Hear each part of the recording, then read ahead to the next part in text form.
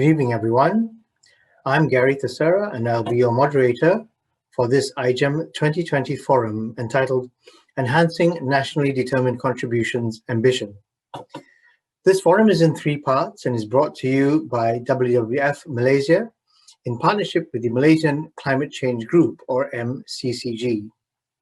Ladies and gentlemen, 2 evenings ago, a group of distinguished panelists discussed the NDC we want. And yesterday evening, another group of panelists looked into the future and talked about the NDC for generations to come. In this third and final part, our distinguished group of panelists will elaborate on the role corporates can play to enhance NDC ambition.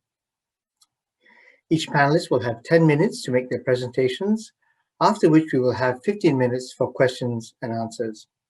Please feel free to post your questions while the presentations are being made. On to our first presenter then, Dr. Ken K. Yeo. Ken is the Vice President and Head for Corporate Governance and Sustainability at Bursa Malaysia and is responsible for inculcating good corporate governance and sustainability related practices, as well as disclosures among listed issuers by putting in place relevant requirements, provisions for comprehensive guidance, undertaking continuous assessment, and monitoring involvement in various engagement and advocacy initiatives. Prior to joining Bursa Malaysia, Ken held various senior academic posts at institutions of higher learning, such as Nottingham University Business School, Nottingham University Malaysia Campus, and Newcastle Business School, Northumbria University, Newcastle upon Tyne in the UK, and he's also a fellow of UK's Higher Education Academy. Ken possesses a PhD in corporate governance, as well as a master's degree in global financial management from Northumbria University in the UK. Dr. Ken Yeo, the floor is yours.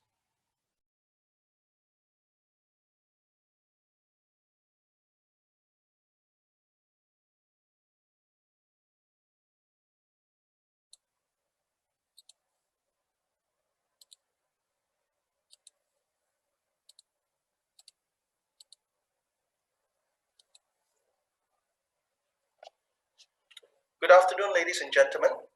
Firstly, I would like to start off by thanking WWF and also the Malaysian Climate Change Group for inviting Bursa to share our sustainability reporting requirements for PLCs. In addition, we will also share some of the key trends that we have observed pertaining to the sustainability-related practices as well as disclosures by our PLCs. Now, these observations are largely based on the annual sustainability disclosure review exercises that we have undertaken in the past few years. Where appropriate, we will also highlight the contribution of our PLCs to Malaysia's intended Nationally Determined Contribution, or NDC. Now, all of our PLCs are required to include in their annual report a sustainability statement that describes how they manage material sustainability matters, be it economic, environmental, or social. The disclosures that they make must include the following aspects. The first one is the governance structure put in place to manage EES risks and opportunities. Number 2, the scope of the statement and its underlying basis. And third, how material sustainability matters are identified. Now, when we talk about matters, they are considered material if they reflect a PLC's significant economic, environmental, or social impacts, or alternatively, if they substantively influence the assessments and decisions of key stakeholders. And finally, they must include a description of how material matters are managed. This may be inclusive of policies established, processes implemented, or actions taken. Now, in addition, relevant indicators should also be provided to demonstrate how the PLCs have managed or performed in managing their material sustainability matters. The requirement to produce sustainability statements and reports came into force towards the end of 2016 for PLCs with market capitalization of RM 2 billion and above, and end of 2017 for those with market cap of between RM 1 billion to just below 2 billion. And finally, towards the end of 2018, for those with market cap of below RM 1 billion. So most have just embarked on their respective sustainability journeys.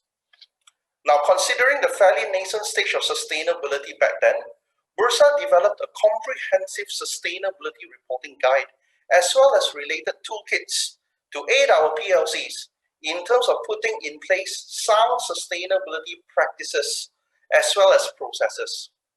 In addition, we also launched Bursa Sustain, our one-stop knowledge portal for all things CG, sustainability, and responsible investment. This is to provide a wealth of info on the latest development and trends in the aforementioned areas. These are the key initiatives in terms of building a stronger sustainability ecosystem. Now, for the past few years, we have undertaken annual reviews of PLC's sustainability statements and reports on a sampling basis. This is to assess the overall degree of adherence to our requirements as well as the quality of disclosures made. Sampled PLCs were scored along 4 main dimensions, namely governance, scope, materiality, and management approach. Now, the findings are broadly consistent over the 2017 to 2019 period, where the average compliance level is pretty good at approximately 90%. Even so, average quality scores are relatively weaker, fluctuating between 49 to 73%. So quality-wise, there is still considerable room for improvement. Now, we fully expect sustainability-related practices and disclosures by our PLCs to further improve in the coming years. When undertaking our sustainability disclosure reviews, we have observed that most PLCs are devoting significant amounts of effort and also resources towards managing the impact of their respective businesses on the environment and by extension, climate change. More specifically, the PLCs that we have reviewed have identified a range of environmental themes or considerations as being material to their respective businesses. These include GHG emissions, energy and water usage, industrial waste produced, land use and degradation, and etc. Now, when you view it from such an angle, our PLCs are already contributing to Malaysia's efforts to meet our NDC commitments. As they say, every little helps. So every process, every practice, and initiative put in place by our PLCs to prevent, minimize, manage, or even reverse environmental degradation or climate change is a step in the right direction. However, similar to the rest of the world really, PLCs still have a lot of ground to make up, both in terms of the scale as well as the pace of change required to help keep global temperature rise to well below 2 degrees above pre-industrial levels.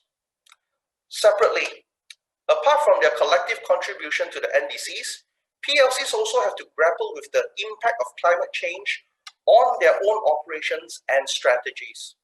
Now, each PLC must tackle a key underlying question. That is, how resilient would their business be under differing climate scenarios? For example, in a world that is 3 degrees warmer, how would they manage associated risk?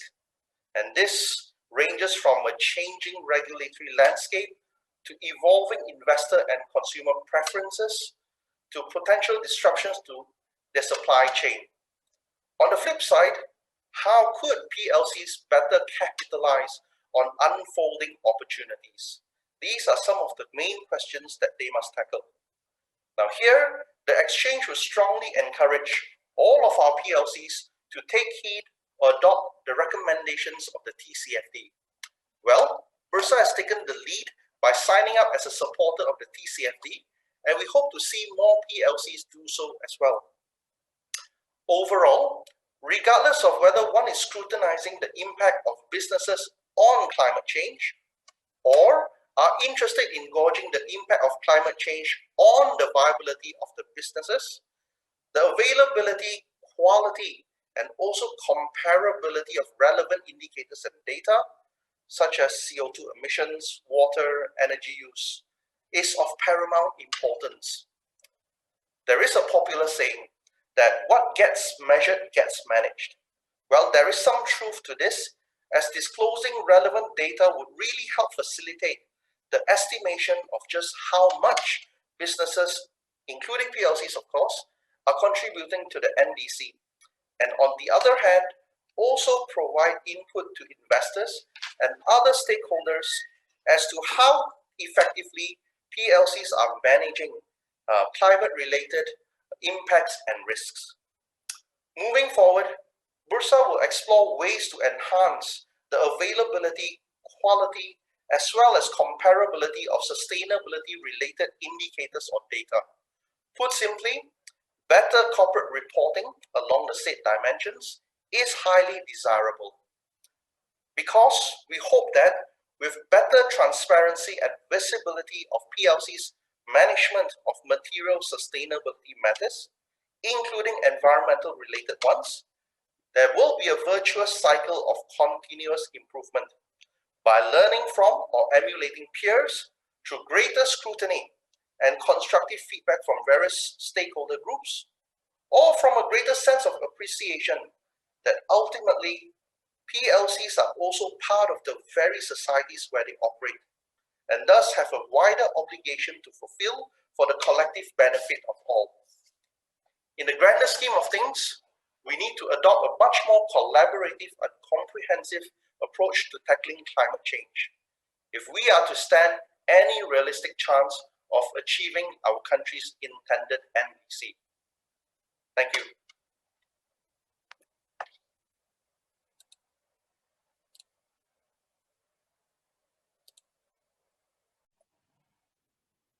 Thank you, Dr. Ken Yeo. Our next speaker is Datin Sri Sunita Rajakumar.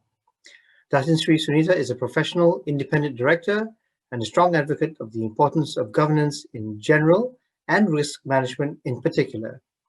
She founded Climate Governance Malaysia, which is a country chapter of the World Economic Forum's Climate Governance Initiative, is a fellow of the Institute of Corporate Directors Malaysia, promotes gender diversity on boards with the 30% Club, is a member of the Global Advisory Board of Nottingham University's School of Business, and sits on the advisory panel of the UN Global Compact Malaysia's Sustainability Centre of Excellence.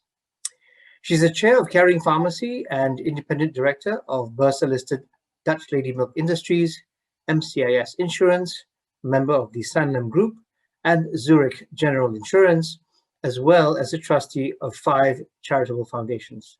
Datin Sri Sunita, you have the floor.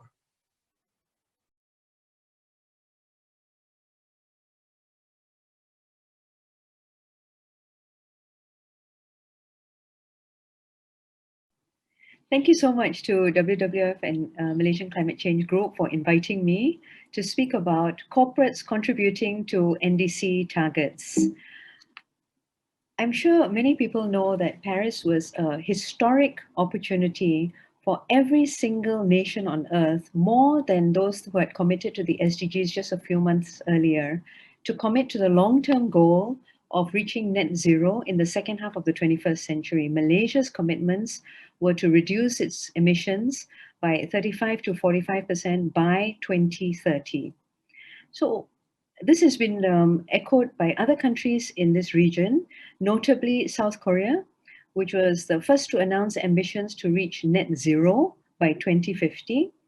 And a few weeks ago, the world's largest greenhouse gas emitter, China, made the ambitious announcement that it would be carbon neutral by 2060. This is a tremendous announcement that was made unilaterally, without negotiations and without any conditions attached to it. So although 58 gigawatts of coal-fired capacity had been approved just this year, and we're still waiting for details as to how China will achieve this target, but nevertheless, it is a tremendous achievement just to have made this announcement. Because climate change is going to have a significant impact on economic and financial systems.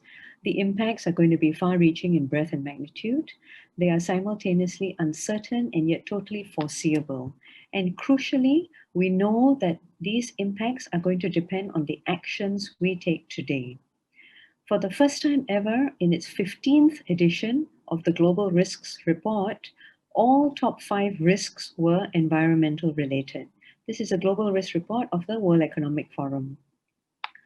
BlackRock's Larry Fink has also stated that the impact on subtropical and equatorial parts of the world are going to be devastating, largely because of the heavy population density. So this is an important conversation that we need to have, and we have to be thoughtful about this. Capital markets are forward-looking, and they will pull these risks forward, affecting valuations probably sooner rather than later. McKinsey has estimated that in just 3 decades from now, up to $4 trillion are going to be lost across Asia due to the impacts of high emissions. And so, understandably, lawyers are also weighing in. And this is an opinion from Australia, that as the science relating to climate change is no longer in credible dispute, we are expecting a proactive governance response, which is not only consistent but essential to the maximization of corporate value. And while these are unparalleled economic risks, there are also opportunities if companies are strategically placed. So at the end of the day, we need a proactive stance because a passive approach to climate change governance may be inadequate to satisfy directors' duties of due care and diligence. This was also repeated in Canada, where there was a legal opinion very clearly stating that boards are legally obligated to address climate risk. And this is mainly because courts, regulators, and investors have already accepted that climate change poses real risks. They expect their management teams and boards to be alert to these risks and reflecting their assessment of that risk in their strategic thinking and risk management practices. State Street Global, which is the 3rd largest private equity fund in the world, have what they call an R-factor scoring system, which measures the ESG performance of companies. And any laggards in terms of these R-factor scores are going to be voted against. These directors are going to be voted against by State Street Global because they are intent on holding board directors accountable for their ESG practices and related disclosures. This is another private equity firm, which also clearly indicates that there will be a material effect on companies' long-term profitability, sustainability, and investor returns, and they would vote against auditors where the annual report and accounts fail to report material climate risks. Because after all, investing in a company that doesn't disclose its pollution is like investing in a company that doesn't disclose its balance sheet. This was a groundbreaking inquiry in the Philippines, where the Commission found that because climate change constitutes an emergency situation that demands urgent action, where carbon majors have played a clear role through their business activities that emit greenhouse gas emissions, they can be found legally and morally liable for human rights violations arising from climate change. And where human rights have been dramatically impaired, individuals deserve access to remedy and access to justice.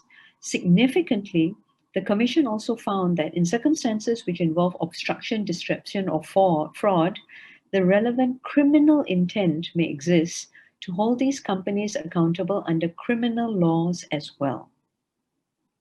So especially during the pandemic, the overwhelming majority of people want real change.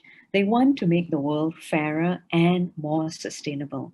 And businesses all over the world, including in Malaysia, need to step up and not be tone deaf about what their stakeholders require.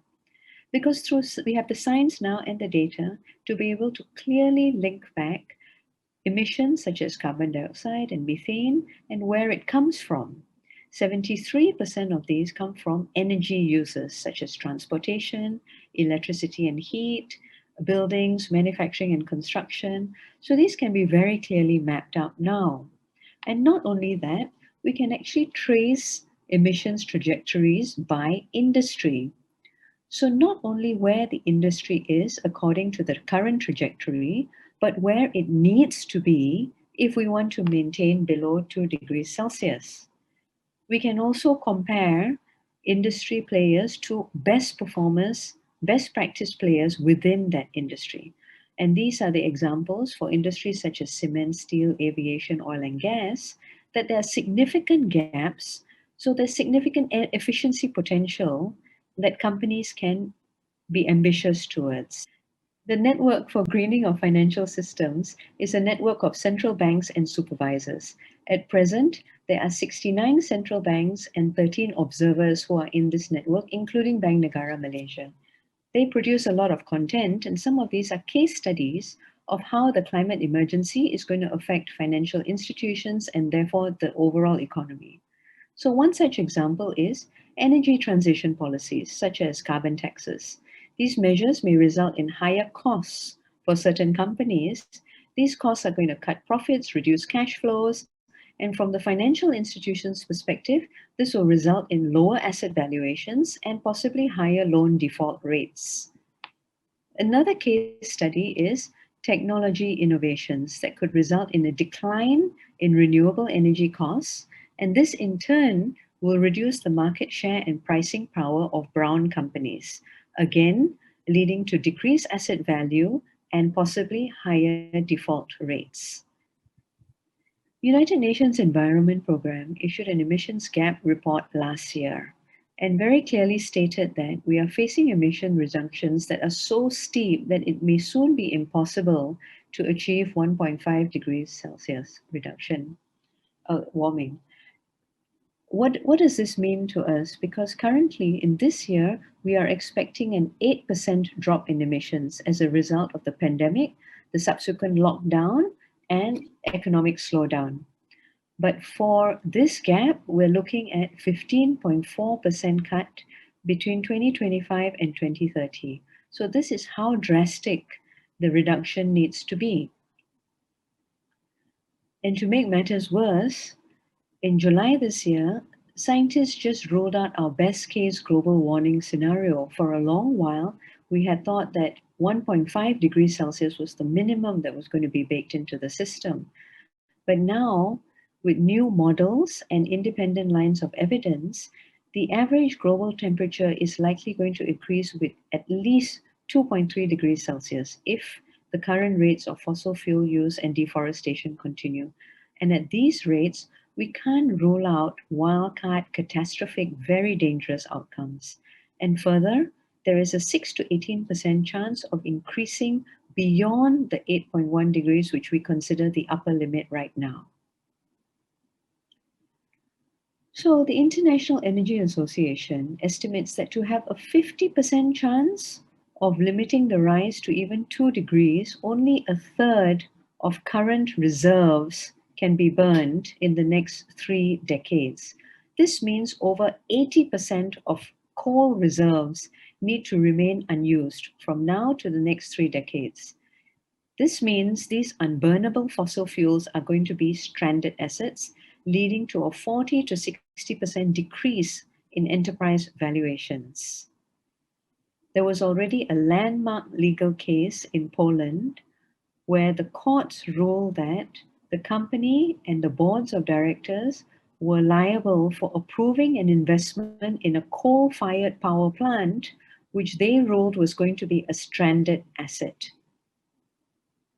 So when we are looking for accountability, the question that is going to be asked is, what is your carbon footprint? And what we are finding is that with the right climate risk reporting and disclosure in place, you are going to achieve board attention, focus, and ambition. Also, conversation is moving towards a carbon price, because a reliable and universal carbon price would substantially advance climate debates in the boardroom and executive rooms. After all, climate change is a classic market failure.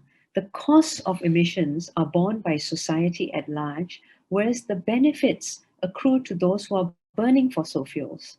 And in order to correct this market failure, for example, with a carbon tax, you need to know what is the social cost of these CO2 emissions. So in countries where the grid is powered predominantly by fossil fuel, we need to consider these as options or policy levers which the government might have to turn to.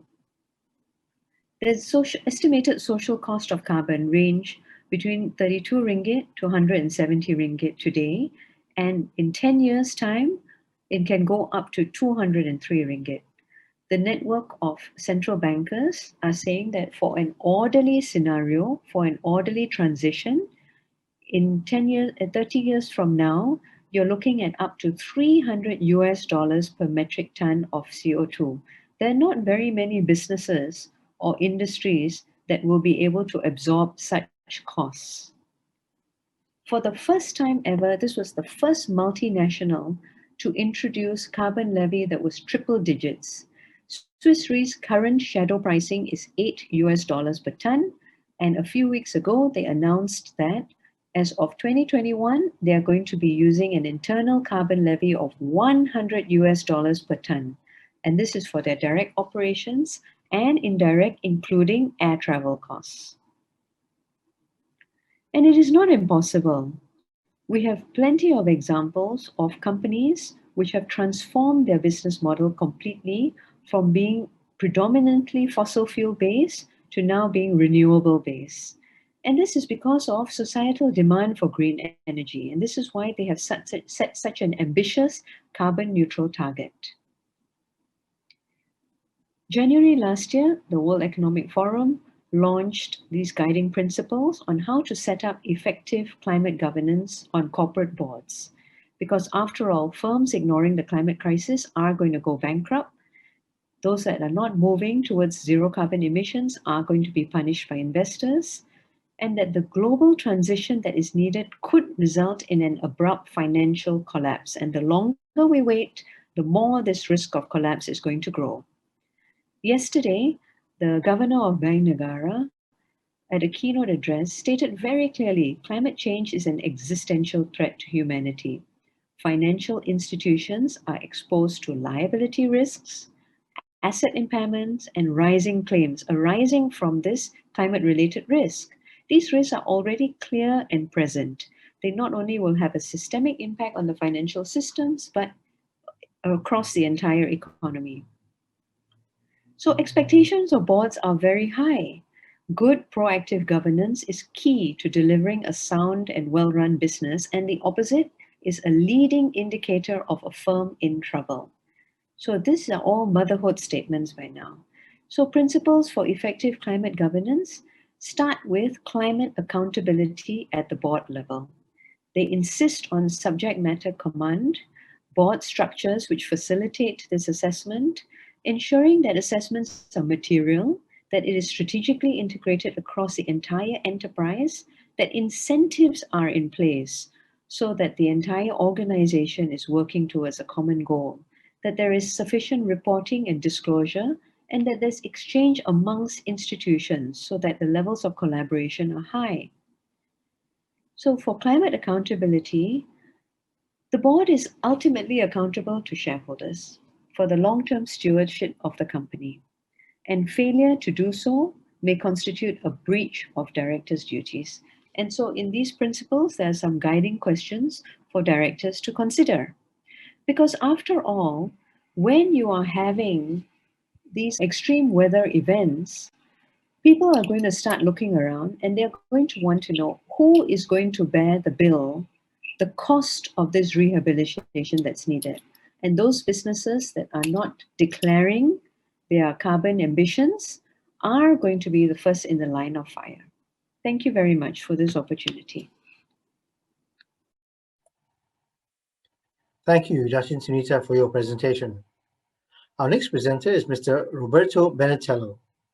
Roberto's genuine passion and commitment to sustainability and his eagerness to act as a catalyst in helping businesses in the transition to a sustainable world have led him to take the role of Executive Director of the Business Council for Sustainable Development Malaysia, a global network partner of the World Business Council for Sustainable Development, or WBCSD. Roberto led the EU-Malaysia Chamber of Commerce and Industry, EU-MCCI, for almost 4 years, and during his tenure, the Chamber became one of the most influential organizations and advocacy platforms in Malaysia. Roberto held several senior general management positions in the private sector, working for Fortune 500 companies and startups in countries such as Italy, the UK, and Spain. Roberto holds an MBA from SDA Bocconi in Italy, and an MA in Marketing from Lincoln University in the UK. He is currently a PhD candidate at the University of Malaya, Asia Europe Institute Malaysia, working on a research project on business sustainability. Mr. Benatello, the floor is yours.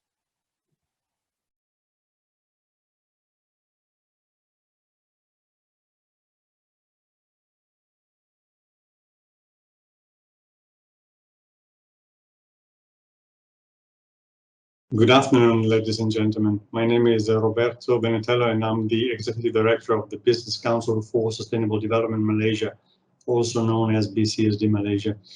It's a pleasure to be part of this forum entitled Increasing NDC Ambition. It's a forum organized by WWF Malaysia in a partnership with the Malaysian Climate Change Group here at IGEM 2020. Thank you very much for the invitation. BCSD Malaysia is a CEO-led no-profit membership organization.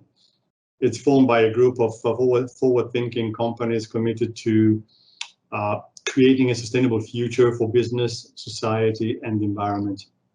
We are the global network partner in Malaysia of the World Business Council for Sustainable Development, also known as WBCSD. In 2010, WBCSD released a document called Vision 2050. It's a landmark piece of work that laid out a pathway to a world in which 9 billion people, which is the estimated number of world inhabitants in 2050, are able to live well and within the planetary boundaries. At the start of 2020, it was already clear that the predictions made in 2010 when the project Vision 2050 was initiated. Those predictions were unfortunately overly optimistic, and that a path to bringing about transformation at the rate or scale required to deliver upon Vision 2050 was simply not yet in sight, and clearly it wasn't happening. It isn't happening. Since then, the world has experienced a number of extreme disruptions, including the COVID-19 pandemic. Stakeholders are realizing that the sustainable development challenges we are facing are very complex, highly interconnected, and systemic. No one actor or even group of actors can address these challenges on their own, in isolation. These challenges require an unprecedented level of action. Some people, some experts actually, have said that what is required is a scale of collective effort rarely seen outside wartime. So it's a huge undertaking. In fact, delivering Vision 2050 would require the extensive transformation of important systems. For example, the system of consumption and production, as well as the way economies value the natural and social systems. This diagram provides a visual representation of the way that megatrends, innovations, enablers, and accelerators come together to transform systems. It's a theoretical model, of course, but it can help because it can help explaining what are the action items and how, for example, in this case, business can help the transformation. Business should understand what this picture looks like for the systems they are part of and interested in changing. If you look at the enablers, for example, business can enable transformation in different ways by making robust case for change and shift in mindsets, for example, by advocating for policy and regulations that enable transformation, by enhancing the flow of information through transparent reporting and disclosure, or by developing rules, measures, and standards together with other companies and other entities, by creating the right financial incentives for new sustainable business models. This is a very important factor. Business can also help by creating and scaling innovation of emerging technologies and business models. But most importantly, business can foster and mobilize impactful collaborations, getting together and align with other players around a shared vision to tackle problems at root causes. Vision 2050 outlines a comprehensive transformation agenda for business to drive and to put us on track to realizing a world where, as I said before, 9 billion people are expected to live well and within the planetary boundaries within 2050. Vision 2050 will make the SDGs directly actionable for business around the world as we enter this new critical decade, 2020 onwards. WBCSD have identified currently 6 main program areas where system transformation is needed. You can see in this slide: circular economy, cities and mobilities, climate and energy, food and nature, people, and redefining value. Around this specific areas, projects have been identified and developed. They all take a science-based approach and aim for targeted business solutions to scale up business impact. Currently, there are 36 active global projects from WBCSD, but there are hundreds of local projects from the 62 WBCSD global network partners around the world. Global network partners like BCSD Malaysia. The knowledge generated through global or local projects is used and replicated to initiate projects in other parts of the world. This approach is very important because it minimizes wasting time and resources for trial and error, for reinventing the wheel. WBCSD member companies can join projects at global level or at local level. Here you can see the 200 global WBCSD member companies, and you may recognize some of these logos. WBCSD global members carry substantial weight, as you can see from this slide, in terms of total number of people working for these companies, over 19 million people, and the cumulative turnover. But if we include the members of the global network partners, we group together more than 5,000 companies around the world, and the weight and the power of representation and what we can do in sustainability gets even bigger, gets even more important. These are the BCSD organizations in Asia Pacific, and with my colleagues around the region, we share the commitment to provide business leadership for sustainable development in our respective countries and regions. We collaborate with WBCSD on global programs, and sometimes we bring these local programs locally.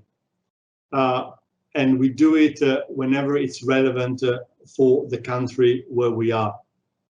To this point, I want to bring to your attention 2 examples of programs aimed at reducing green emission intensity in 2 important sectors, namely urban mobility and energy.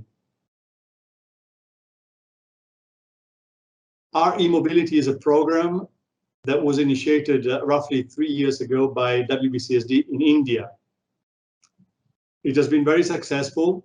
It aims to create electric vehicles adoption in India through a regional action collaborative initiated by WBCSD. This initiative brings together over 50 forward-looking business and experts from across India's mobility landscape to solve the biggest challenges for scaling up shared and electric urban mobility, solutions that provide cleaner, safer, efficient, inclusive, affordable, and accessible mobility for all. This action is supported by the Indian government because it basically raises the transport-related NDC commitments. This program has a strong business representation. In fact, the coalition members represent corporate customers with mobility service providers having high mobility demand,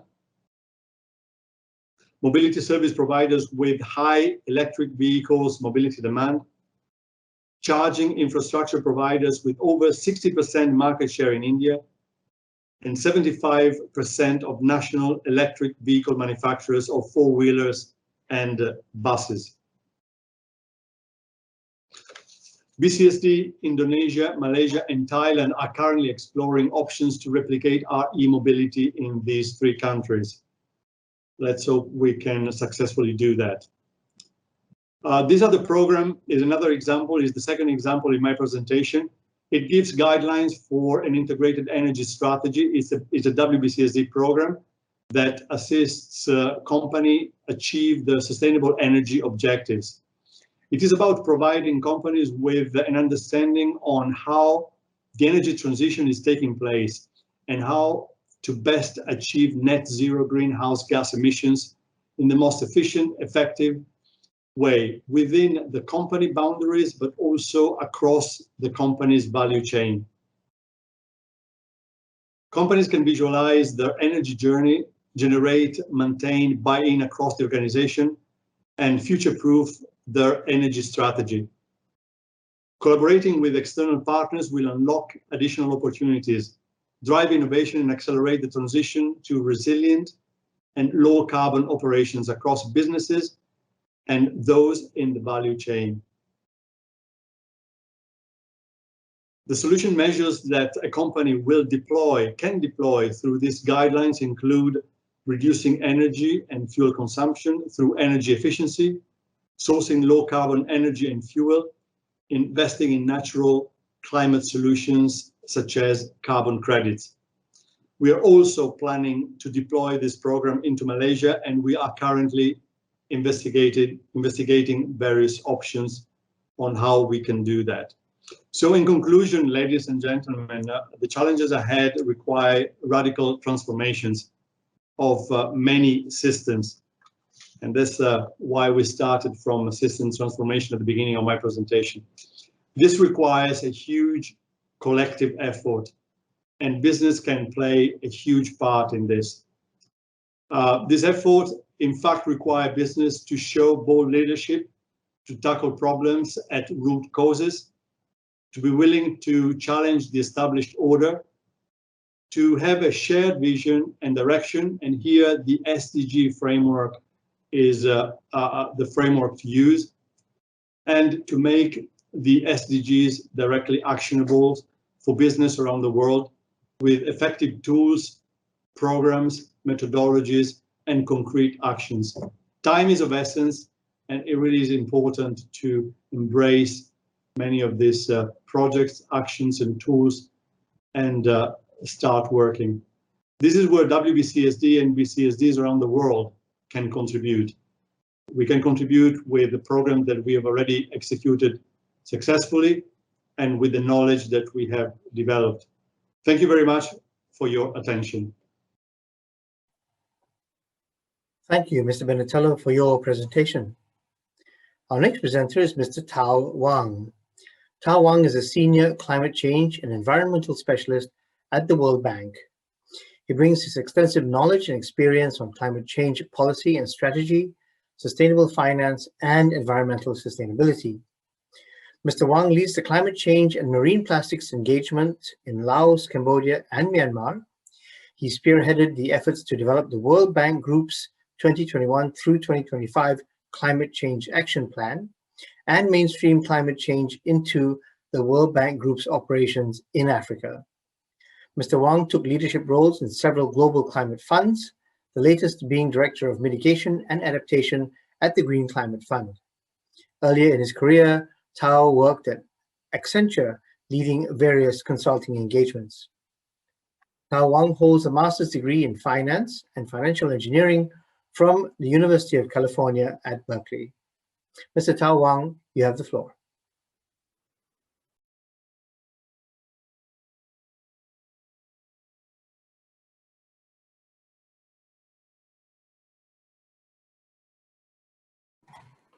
Hello, everyone. My name is Tao Wang. I'm from the World Bank. It's a great honor for me to join you at this forum. I would like to thank the event organizer, WWF Malaysia, the government of Malaysia for inviting me to the event. In my presentation today, I wanted to talk about a subject that may not often be the focus for private sector, but it has increasingly affecting multiple aspects of our lives and economies. This is private sector, climate change, and NDC. On this subject, I will make 3 points. My first point is private sector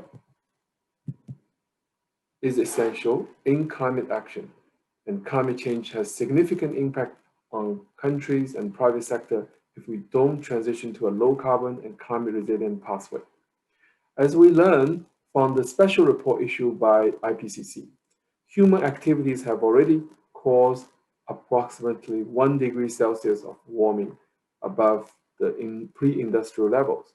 And we are already seeing the impact through shrinking glaciers, rising sea levels, and more extreme and unpredictable weather around the globe. The IPCC report also finds that compared to 1.5 degrees, the 2 degrees world warming will bring much higher risks of catastrophic impact on economies, natural systems, and human life. Half of a degree in temperature increase would make a huge difference. But the reality is that we are not on track to manage the temperature increase within either of the 2 scenarios.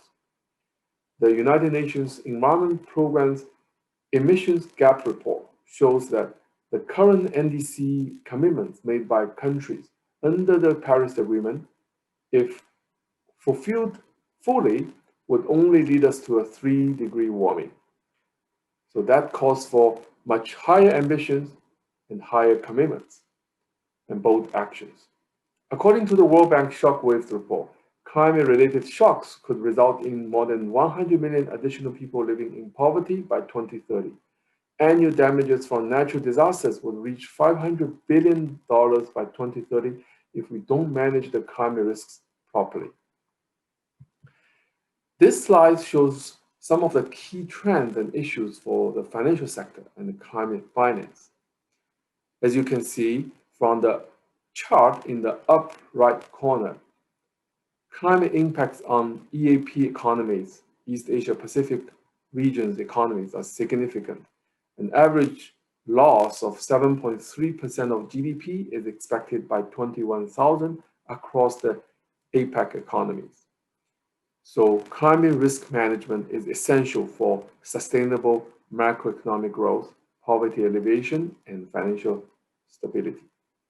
Also, the existing climate finance is nowhere near the enormous financing needs, and the implementation of the climate commitments is lagging. As you can see from the lower right corner, the chart shows that the annual climate investment needs is estimated at about $1.3 trillion, but the annual financing gap stands at $1 trillion, more than 80%. And COVID-19 is creating more uncertainties for bridging the gaps. The positive news is East Asian countries are exploring innovative ways to mobilize public and private finance and adopting various policies to address climate challenges. I will speak to that in a few minutes. The second point I want to convey is, despite these challenges, there's good news. Low carbon and resilient growth deliver jobs, economic benefits, and competitiveness. There are opportunities for government, sectors, and firms to employ new strategies to minimize climate change risks and build resilience. According to the new Climate Economy Report, transition to low carbon and climate resilient development could yield a direct economic gain of $26 trillion through 2030. Action to address climate change will boost the competitiveness of countries and companies and help better prepare for the future. Most firms can start moving towards low emission solutions, while governments can shift policy incentives towards low emission and climate resilient investments. For example, by redirecting energy subsidies or putting a price on carbon. In Korea, the National Eco-Industrial Park program was launched to enhance competitiveness and address environmental problems. It prompted firms to invest over $690 million in eco-friendly technologies, in cutting greenhouse gas emissions by over 8 million tons of carbon dioxide. China launched its national emission trading system, an important milestone for climate policy and low carbon development. Now, this slide shows that green or sustainable bonds have become a prominent tool of climate finance in the region. For example, in 2017, Fiji became the first emerging market to issue a sovereign green bond. In the same year, this country, Malaysia, launched the first green Islamic bond, Green Sukuk, to finance sustainable climate resilient investments. Also, the climate pricing or carbon pricing instruments are also expanding in the East Asia Pacific countries. As you can see from this screen, there are a lot of countries or national, supranational emission trading schemes and markets or carbon tax schemes are being implemented. People often say that we can see business opportunities in mitigation activities such as renewable energy, energy efficiency. The Global Commission for Adaptation issued a report very recently, which shows that climate adaptation can actually deliver high rates of return, bringing multiple economic benefits to people and economy. From this slide, you can see that investing in $1.8 trillion in 5 adaptation areas could generate $7 trillion net benefits. The average rate of return on adaptation is over 4 to 1. So adaptation actions can be some of the most cost-effective investments in a country or a company. Climate adaptation offers a triple dividend. It avoids future losses, generates positive economic gains, and delivers additional social and environmental benefits.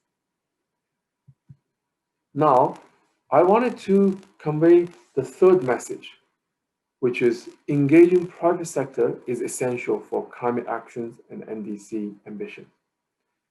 Why is that? Because private sector really can help us mobilize enormous amount of financial resources. We are going beyond billions towards trillions. Private sector often can develop innovative climate services and technologies.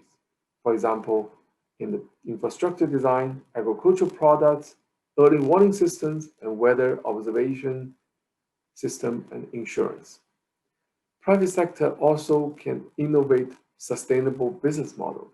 So we really need private sector to participate in this enormous, challenging endeavor, and also it can generate business opportunities. The key consideration when we engage with private sector, I summarized 3 points. One is we need to identify real examples of climate risks as well as opportunities for the private sector businesses so that they really realize, on the one hand, it's a risk, it's a challenge that they need to tackle. On the other hand, it really means business opportunities. Second, we need to find the sweet spots between government priorities and private sector interests so that we can really achieve win-win strategy. Also, we need to create conducive environment, laws, regulations, and so on and so forth to crowd in private sector investments. This leads to my conclusion. To conclude, I would like to make a plea here.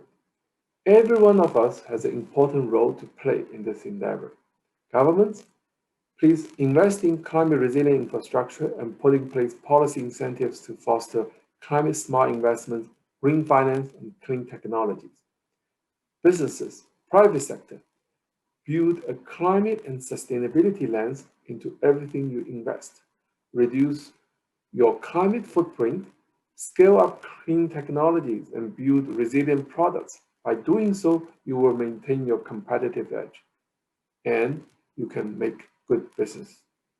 Academic and research institutions, please do your part to figure out the science and the economics, distill the good experiences, collect the useful lessons, and disseminate them as broadly as possible.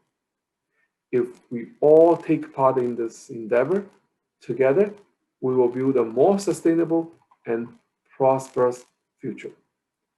Thank you very much. That's the end of my presentation.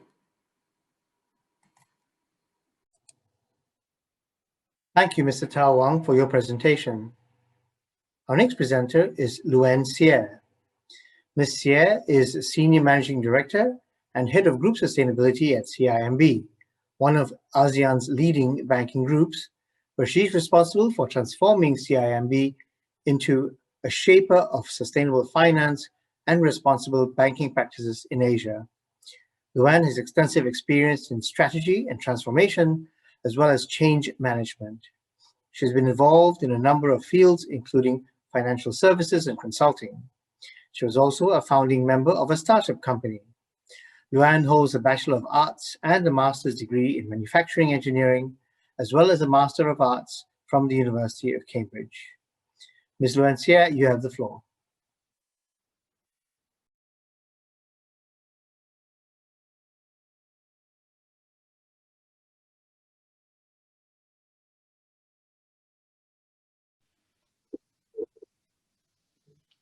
Hi everyone, my name is Luann. I'm the head of sustainability at CIMB Group, and today I'll be talking about how CIMB and banks in general can contribute to our NDCs and climate change in general.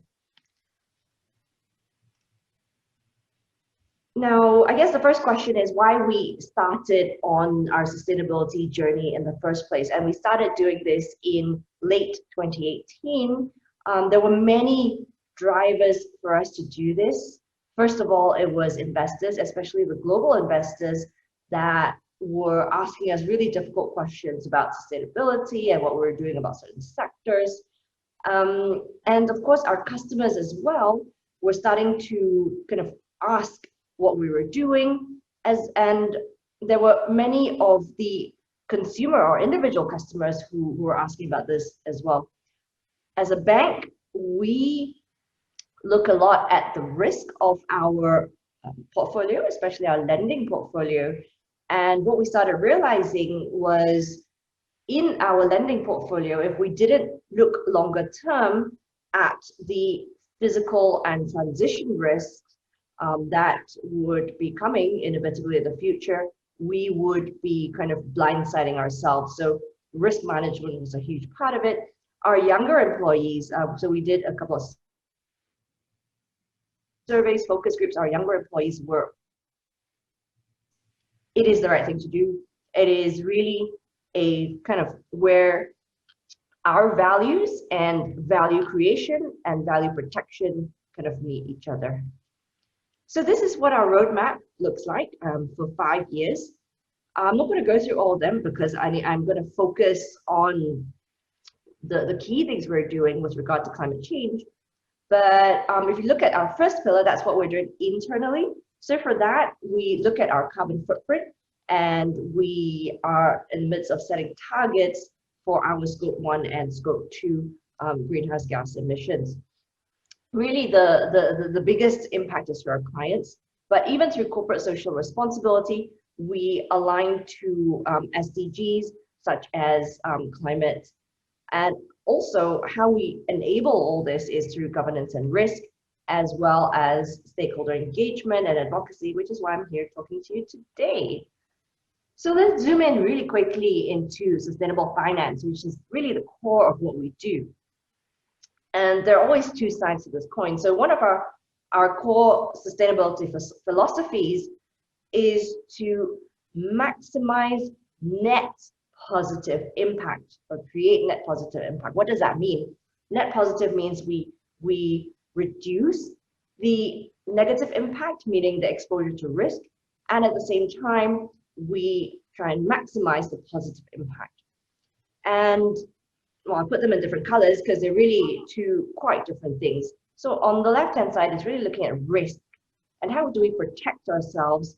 How do we, look at the sustainability or environmental, social risk, climate risk that may impact our portfolio in terms of credit, but there's also collateral and legal risk, as well as reputational risk. Now, on the right-hand side, how do we help our customers to move away from practices that are not really good, but how do we encourage them to do good things? How do we encourage them, for example, to reduce their energy emissions and their carbon footprint? So I'll talk more about both of these. Now, when we look at our lending for our business clients, we've got in place what we call a sustainable financing policy. And through that, we try to ensure that whatever our clients are doing really are in line with our sustainability appetite and commitments. And these are some of the themes that we look at when we look at client transactions. And of course, you can see climate change there. But we also, for example, look at industries that have high rates of energy use, which also contribute to that. And we do that through a structured sustainable financing policy. And we have what we call sector guides or sector policies. And within those sector policies, we've got three types of requirements. One, on the right-hand side, is the things that we prohibit. So if the customer does or is involved in certain activities, we do not lend to that customer. On the other end of the spectrum, we also have what we expect the customers to have in order for us to continue the lending relationship. And because our approach to sustainability is really through engagement, what we usually do is we will agree a reasonable time frame with the client, and then we will continue with the lending relationship as long as the client is moving towards meeting those agreed timelines and actions. And of course, there's encourage as well.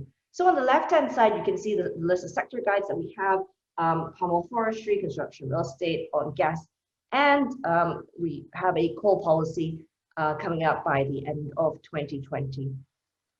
Now let's look at the positive impact side. We have defined 24 positive impact focus areas. Now, of course, if you look at near the bottom, you can see that's aligned to our SDG target, which is climate action, but also scattered throughout the other SDG buckets as well. There are many SDGs that do contribute to this. So these are areas that our business RMs are actively looking out for with our clients.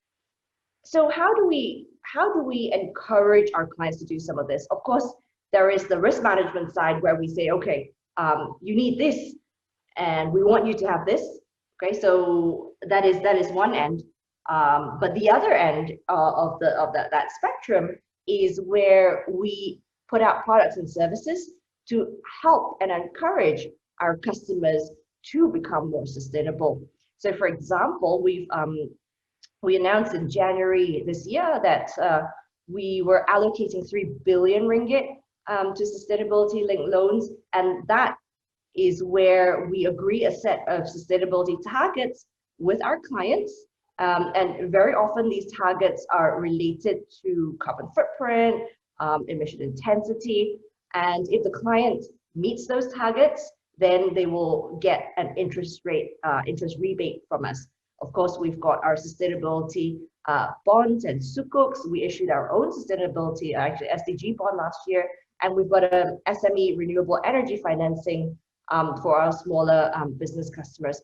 And this is just the beginning. We have a roadmap to roll out more products and services to encourage our clients. On the right-hand side, we also have things for individuals. So better rates on loans for green houses, green cars. We've got an eco savings account, and we've got a bunch of investment products as well. And what are some of the other things that we're doing?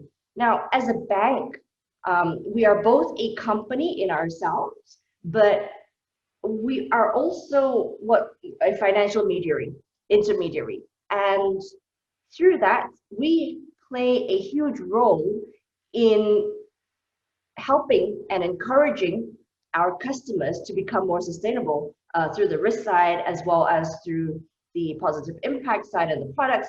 And really, this is why the banking sector plays a really, really important role. Of course, there is a lot of money to be made in it as well, because there is a huge funding gap that is needed for sustainable development over the next few years. So, for example, building of sustainable infrastructure, etc. So now around these, we do a lot of things to help our clients, but also build capacity internally and externally. Within the industry, we partner with the UN. We do things with Frank Nagara, who we're an active part of the Joint Committee for Climate Change. And we also do a lot of kind of both industry and engagement with our clients. Now, so that's it for me. And this actually is one of the engagements that we're doing. So this is our annual conference, which we're doing virtually this year. And next week actually is the last week of this conference. And we do encourage you, I would encourage you to come and participate. It's a week, it's our circular economy week. You can scan the QR code.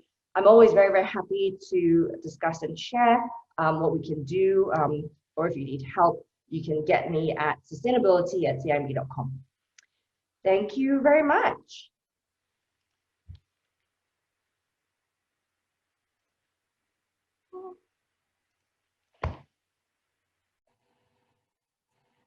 Thank you, Ms. Luancia, for your presentation. Our final presenter before we go to the Q&A session is Mr. Pramod Das. Pramod Das is Deputy Group CEO of RAM, formerly known as Ratings Agency Malaysia, and CEO of RAM Sustainability, a wholly owned subsidiary of RAM. He leads RAM Group's Sustainability Service and Environment, Social and Governance, or ESG Analytics, and is formerly the Deputy CEO of RAM Rating Services Berhad. Pramod has accumulated 25 years in the financial services industry, including 20 years at RAM Group, and began his career with Malaysian International Merchant Bankers Berhad. Since May of 2016, he has been spearheading RAM Group's involvement in the United Nations-supported Principles for Responsible Investments, or PRI's statement on ESGs in credit ratings. Pramod is also a member of PRI's Advisory Committee on Credit Ratings.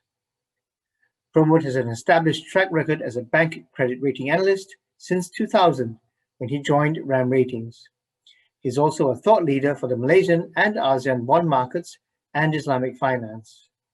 In 2003, he was sent by RAM to Sri Lanka to set up a domestic credit rating operation. Pramod holds a Bachelor of Science with Honours in Accounting and Financial Analysis from the University of Warwick in the UK. Mr. Pramod Das, you have the floor.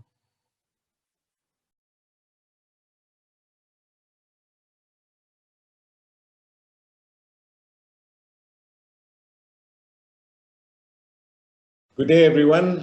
My name is Pramod Das. I'm from RAM Sustainability, and I'm here to share with you some views on how corporates are being part of the NDC journey. I'm not going to use the word NDC too much during this presentation because I prefer the word sustainability in relation to corporations and corporates. But for the first slide, I will start off with some basics. I've extracted this slide from the forward from the Malaysian Third National Communication and Second Biennial Update Report. Yeah, that's a mouthful. But in essence, the NDC is Malaysia's promise to reduce greenhouse gases from an intensity by 45% by 2030 relative to the emission intensity of GDP in 2005. I've got other points on the slide, but I'm going to jump straight into the main material that I want to speak on. So this is a chart I use quite often, but it basically connects the savings from individuals like you and I and institutions through the financial economy, which is intermediated by different intermediaries ranging from foundations to banks, insurance companies. And some of this goes through the bond market or the equity market. And that's where thought leaders and opinion providers like credit rating agencies and others basically form views that are taken by investors as part of their consideration. And these are streamed through the various channels, through the investment outcomes that could either be sustainable development goals or other areas of the economy. So this is where some of this funding translates into SDG 13 and climate action, which would relate to NDCs. And what is very interesting about this is the financial economy is very linked to the real economy, and this is tied together by the investment chain that is governed by rules and regulations. Now, something more important is happening beyond this rules and regulation is that money is getting conscious. Investors are looking at the environment, social and governance areas and positive impact, and climate change and compliance to meeting NDC targets by each country are points that investors are looking at. Just to give you an idea how much money is going through it, it's in the hundreds of trillions of US dollars. For example, if I look at principles of responsible investing, in 2006, they had 6.5 trillion in US dollars directed at environment, social governance, integrated investing.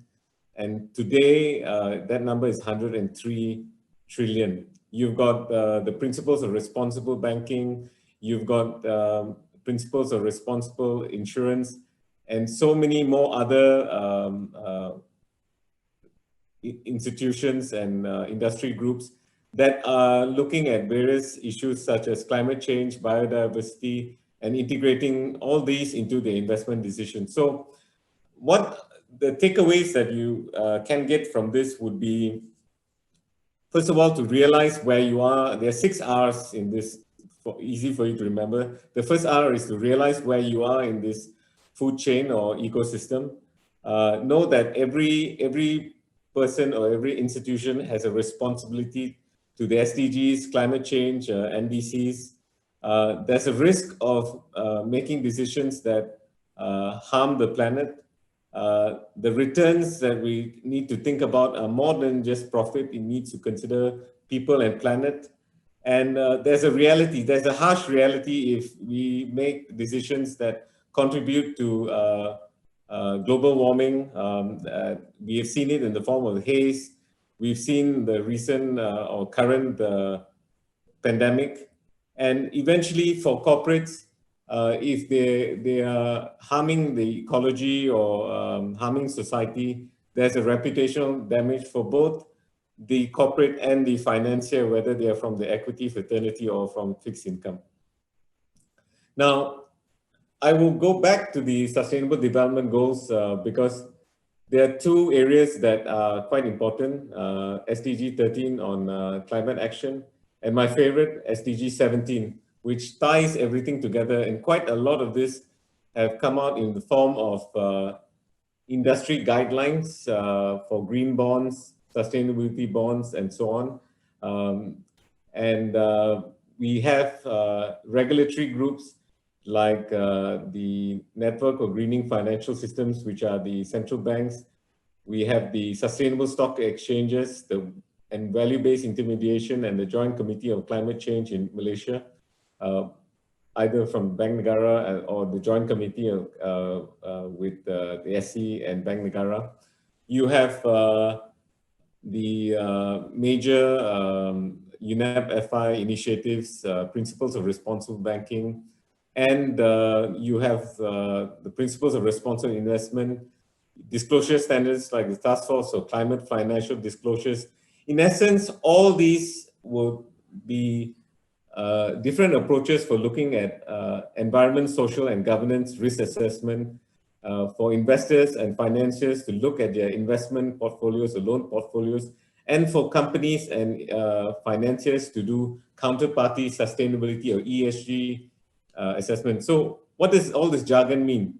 It means that people and institutions are looking out for companies or corporates that are either going to be positive for the economy, positive for climate change, or negative, and so on. Their spending or investment patterns would therefore be, in a way, self-regulated by these decisions. And there are many instruments that have come out of all these different ideas, ranging from climate or green bonds or sukuk, sustainable development sukuk. Now, what is interesting is you have now sustainability linked loans, where, for example, or sustainably linked bonds or sukuk, where you can link a particular KPI, for example, emissions, a reduction in emissions. And this is another approach where when many corporates sign on and do this, encouraged by their financiers, you can see greater change towards adherence to the NDCs, or at least getting us closer to those targets.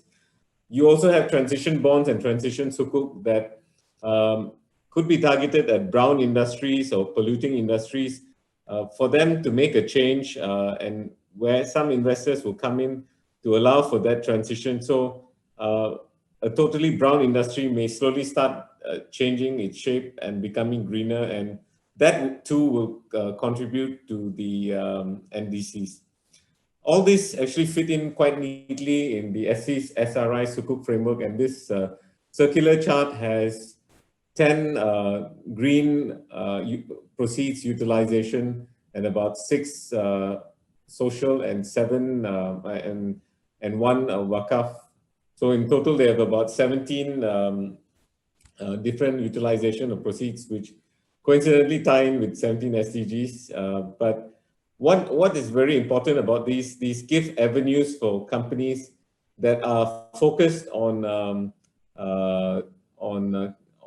looking at climate solutions or renewable energy, the option to fund in a market where investors are supporting, the regulators are supporting, and it allows for more change to happen. It's also quite interesting from the perspective of looking at the different guidelines out there.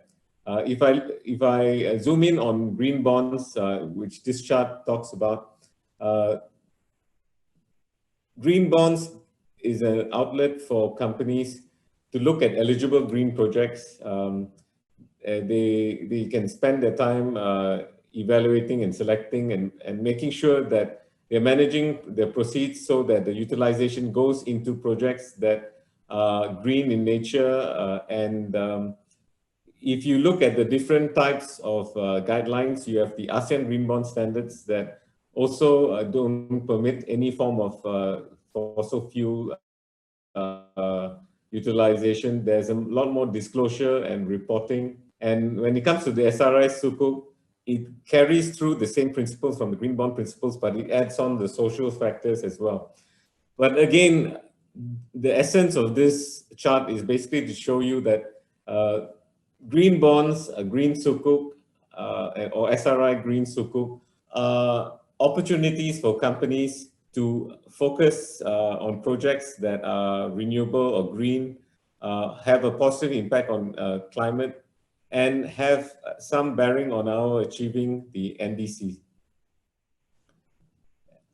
Within RAM, we have a stream that looks at credit rating, that looks at bonds and sukuk.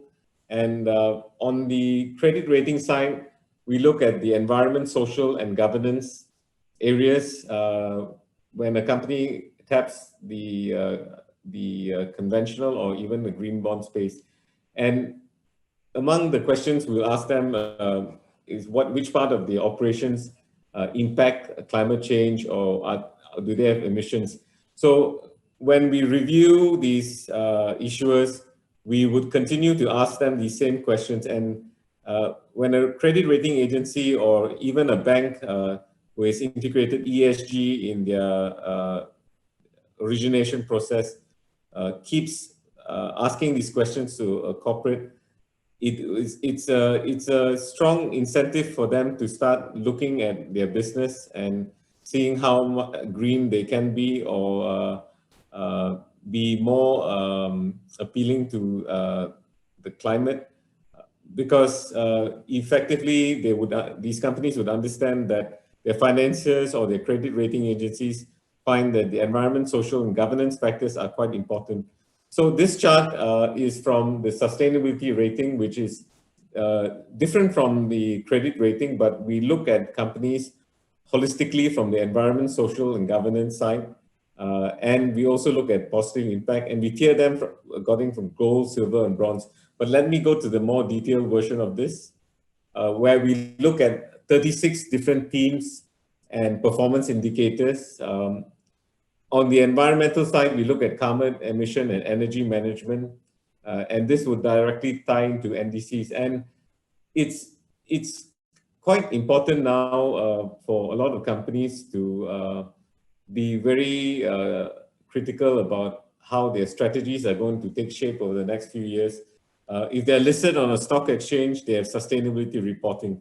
If they are borrowing money from a bank, banks that are practicing responsible finance would talk about climate change factors, emission, pollution, and even if a company is looking at a project, their insurance companies will start also looking at the ESG risks and the impact on climate and various other factors. So effectively, the financial ecosystem that I started out this discussion with would in many ways be part and parcel of the solution for corporations to move along an alignment to achieve our national determined focus on NDCs.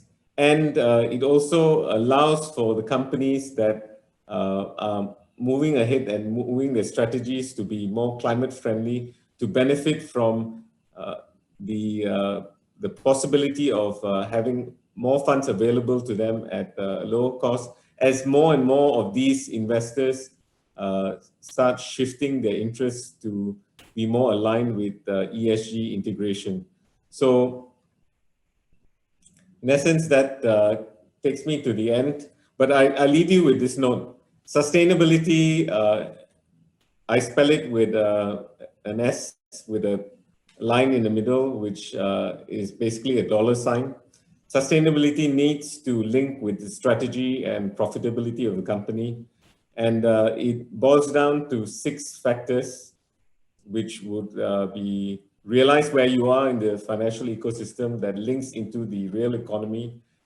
Every person is responsible, every institution or person is responsible in the financial food chain to see whether we hit the NDC targets. There are risks for not making the right decisions.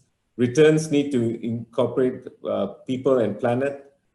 There's a reality. The hard reality is it will bite us back in the form of either the haze or a warming planet or pandemics or any other green swan or rainbow swan events, as they call it these days.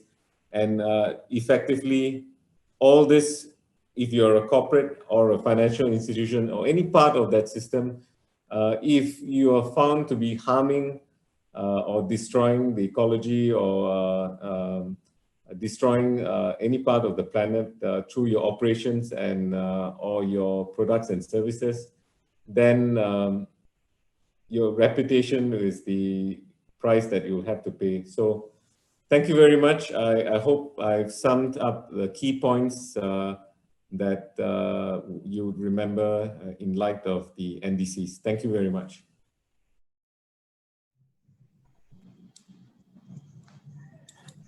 Very well. Thank you very much, Mr. Pramod Das, for your presentation.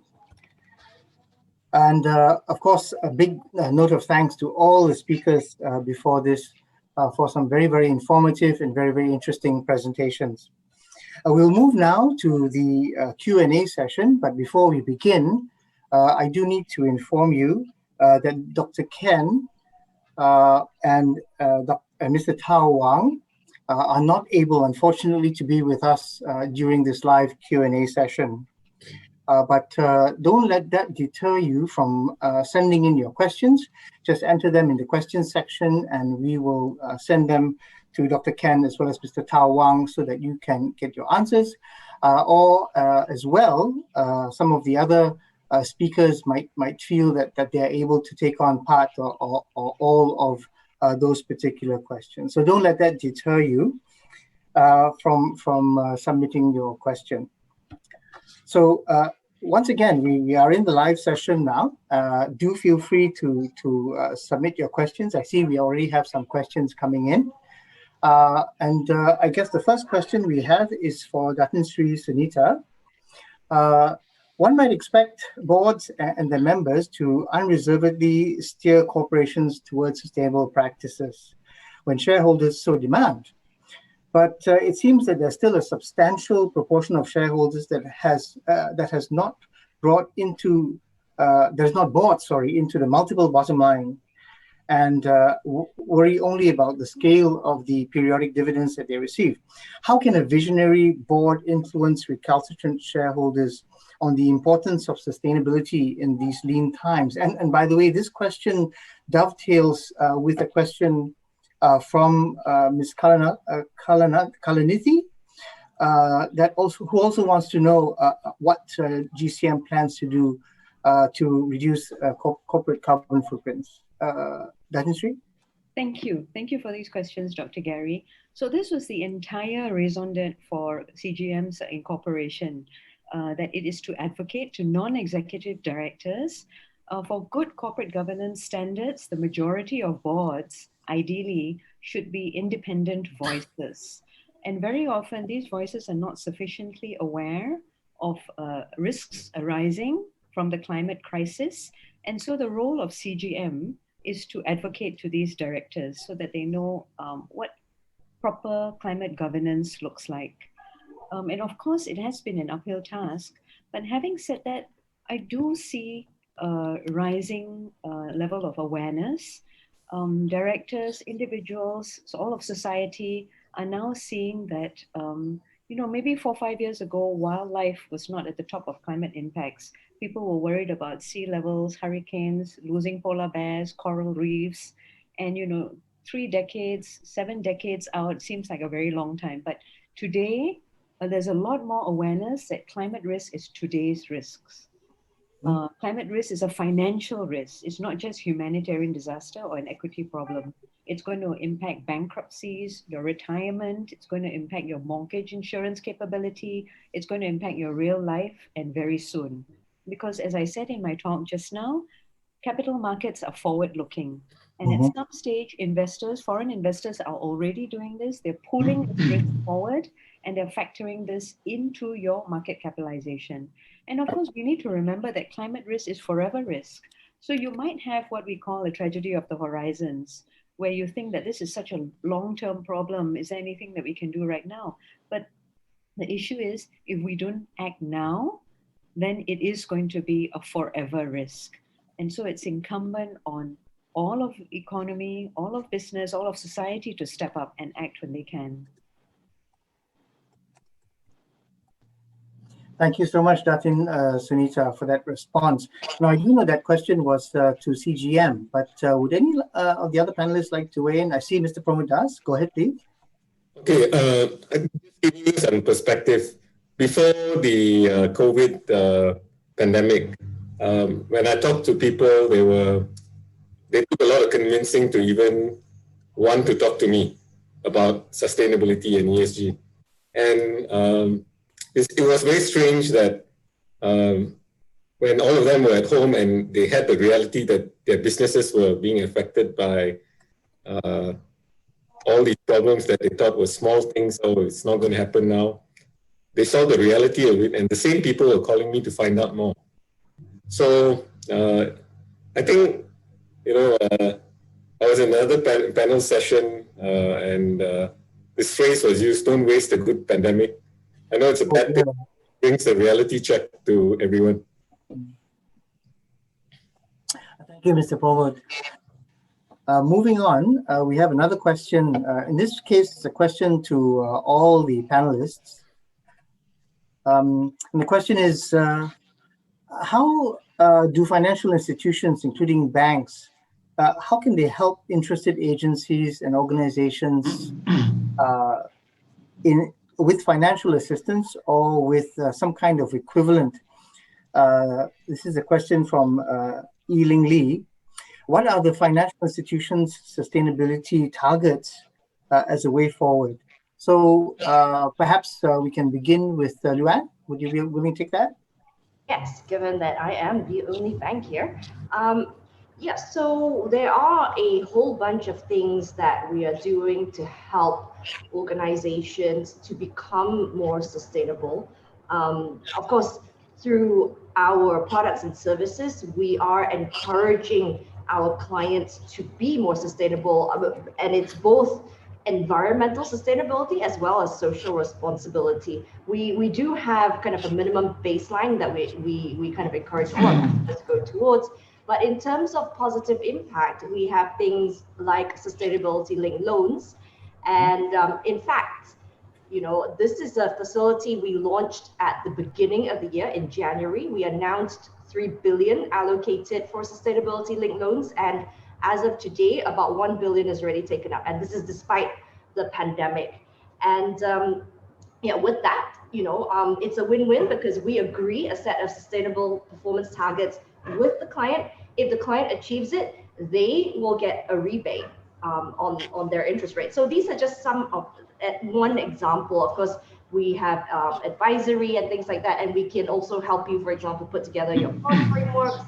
And we are also exploring things like, you know, blended finance. In terms of our scorecard actually spans across multiple dimensions, both what we do internally as well as what we do together with our clients, as well as how we help to upgrade our clients. So for example, we worked with the UN environment to put together a training program for our clients on plastics and how you handle plastics within your supply chain. We're planning to do one on modern slavery, for example. So many things to help them. And we've got measurements across all of those. If you're interested, you can look at my sustainability report. I disclose our targets for everyone to see. Thank you, Luan.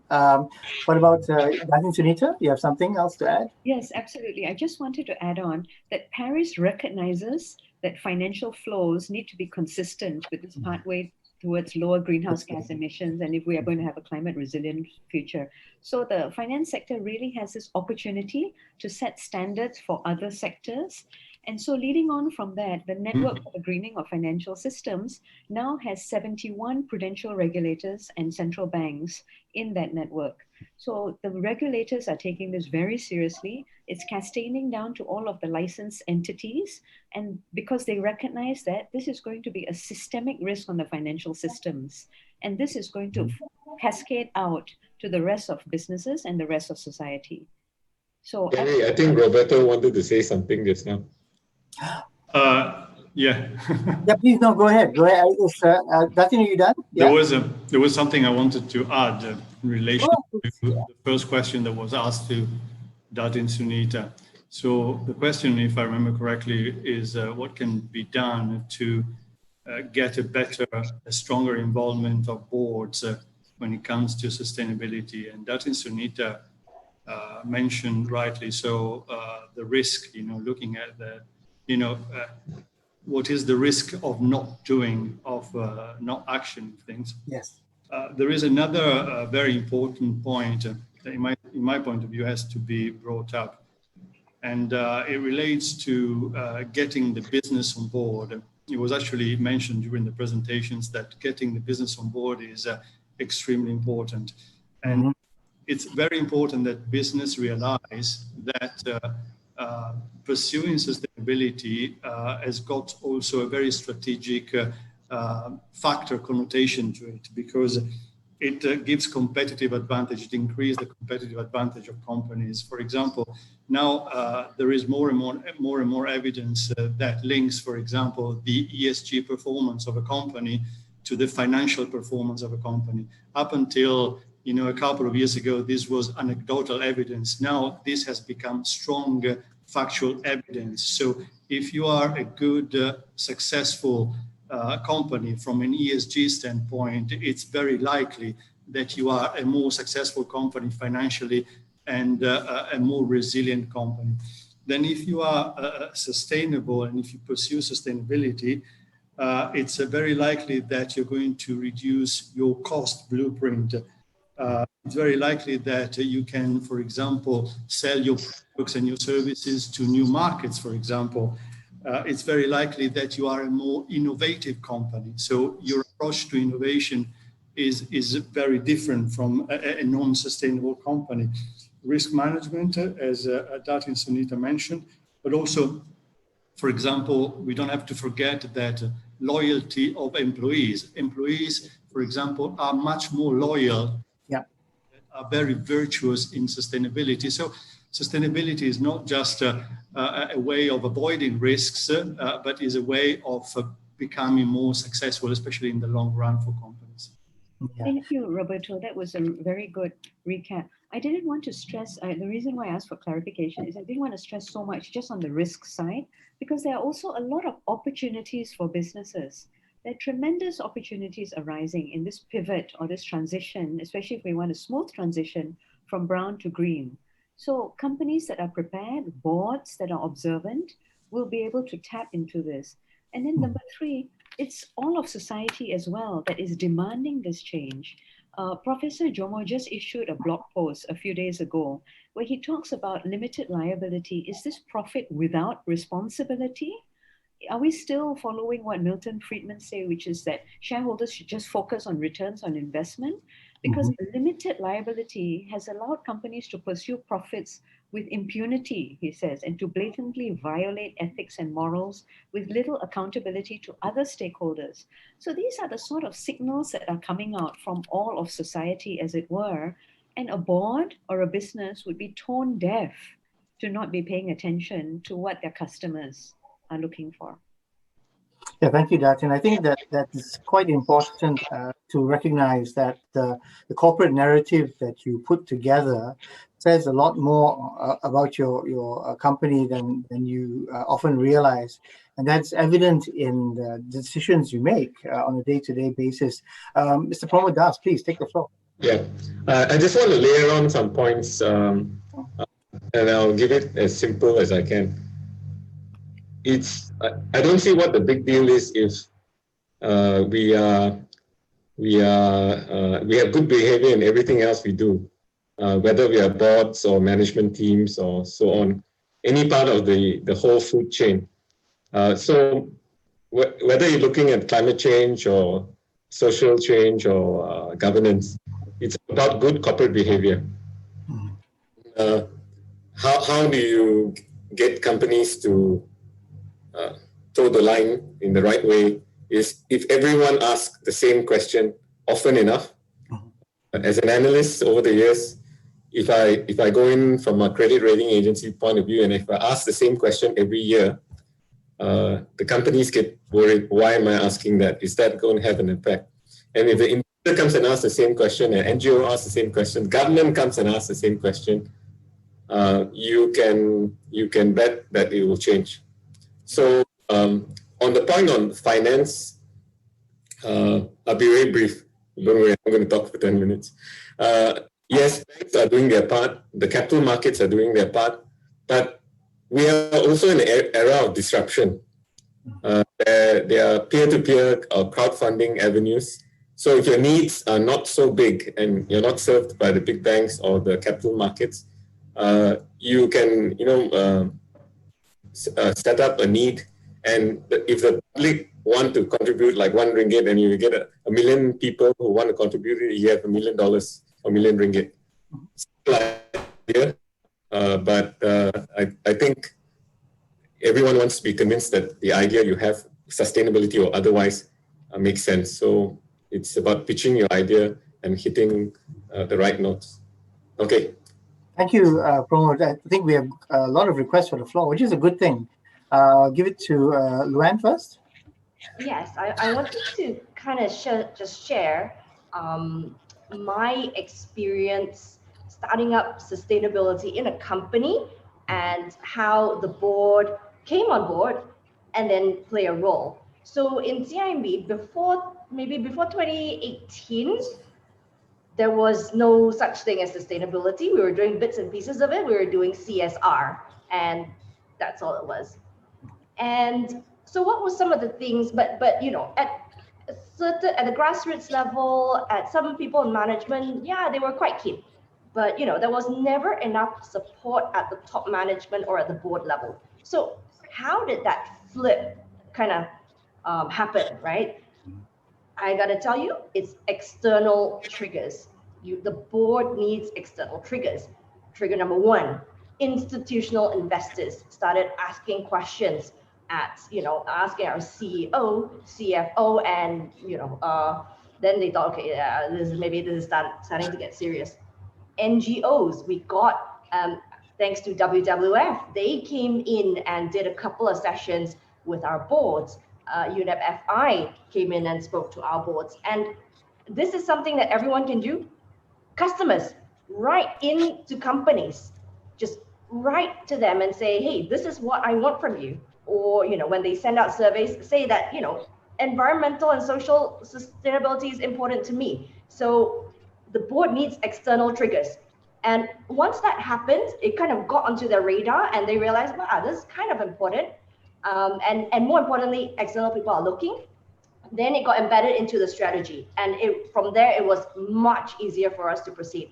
But basically, the board needs external triggers, and without that, the management a bit hard to swing everything in a big way. I absolutely agree with you, Luann. I think we're seeing that investors are mobilizing on a level that has never happened before in the history of the investment community. As an asset manager, they're one step removed, and they are looking at what companies are saying about their strategy. They're assessing their credibility in terms of what they want to achieve in the next few decades, and they're looking at precision and discipline in how management teams are using those terms. And on a more ambitious level, we've got investors that are categorically stating they are going to vote against directors, they're going to require an accountability mechanism, they want to vote on the company's climate plan, they're insisting on mandatory disclosure. So all of this is already taking place. Oh. Thank you. Did I turn my own? Oh, I guess I turned my video off. Right, by accident. That's what happens from having papers on your keyboard. No, I think it's great. We really got us moving in a very interesting direction here, and this leads me to wonder about where the current balance lies. Do green investments have to look long and hard to find green businesses in which to invest, or conversely, do we have a sea of green businesses trying to get the attention of a much smaller pool of green investments, or are there nuances? You know, is there a bit of a mismatch between people saying, why can't I get a subsidized loan for a rooftop solar thermal water heater? You know, why do I have to take out add something to my home loan to get PV on my roof? You know, is it an all or nothing? But so in the demand supply scenario, perhaps all of the panelists would like to take a stab at that. Thank you. Well, one question maybe, for example, that we can start off with is, what is green? You know, who says green is green? And this opens a little bit of a kind of warmth these days, because the chairman of the World Business Council a couple of months ago in an interview said that rating agencies and rating for ESG is a bit of a zoo right now. Mm-hmm. So, you know, this is a bit provocative, but how do we determine what green is? This is a big first step. I like to answer that. I thought you might. That's a provocation, and I knew that, and I know It's that. okay. I'm very happy you asked that question because I get asked that question quite a lot. Zookeeper. Basically, for us as a sustainability or ESG rating agency per se, we follow the international standards that are. So there's International Capital Markets Association, there's a Climate Bonds Initiative. So we use that, and we also use our own common sense. So if you know the point on what is green, if you look at the manufacturer, a car manufacturer that has electric cars, and you just zone yourself into that, you could call it green. But if you zoom out and look where the batteries are coming from, is it from some mining, illegal mining, or some mining that is for rare earths in Brazil that is not done properly and destroying the environment? So if you consider that, it may be green, or I'll just call it not green in that sense. Then you have to look at the end. What do they do with the batteries? Is there a way to recycle this? So, I mean, I can talk on and on about this, but the point on green is you follow the best available standards that you can get. Are these standards going to be fixed? No. As we learn more, we will have to keep on improving. But that's part and parcel of this thing. It's a new industry. And if I just I actually wanted to add one more question to the question you asked to give you a different perspective. If we just focus on green companies getting money to do the green stuff, what happens to 95% of the economy?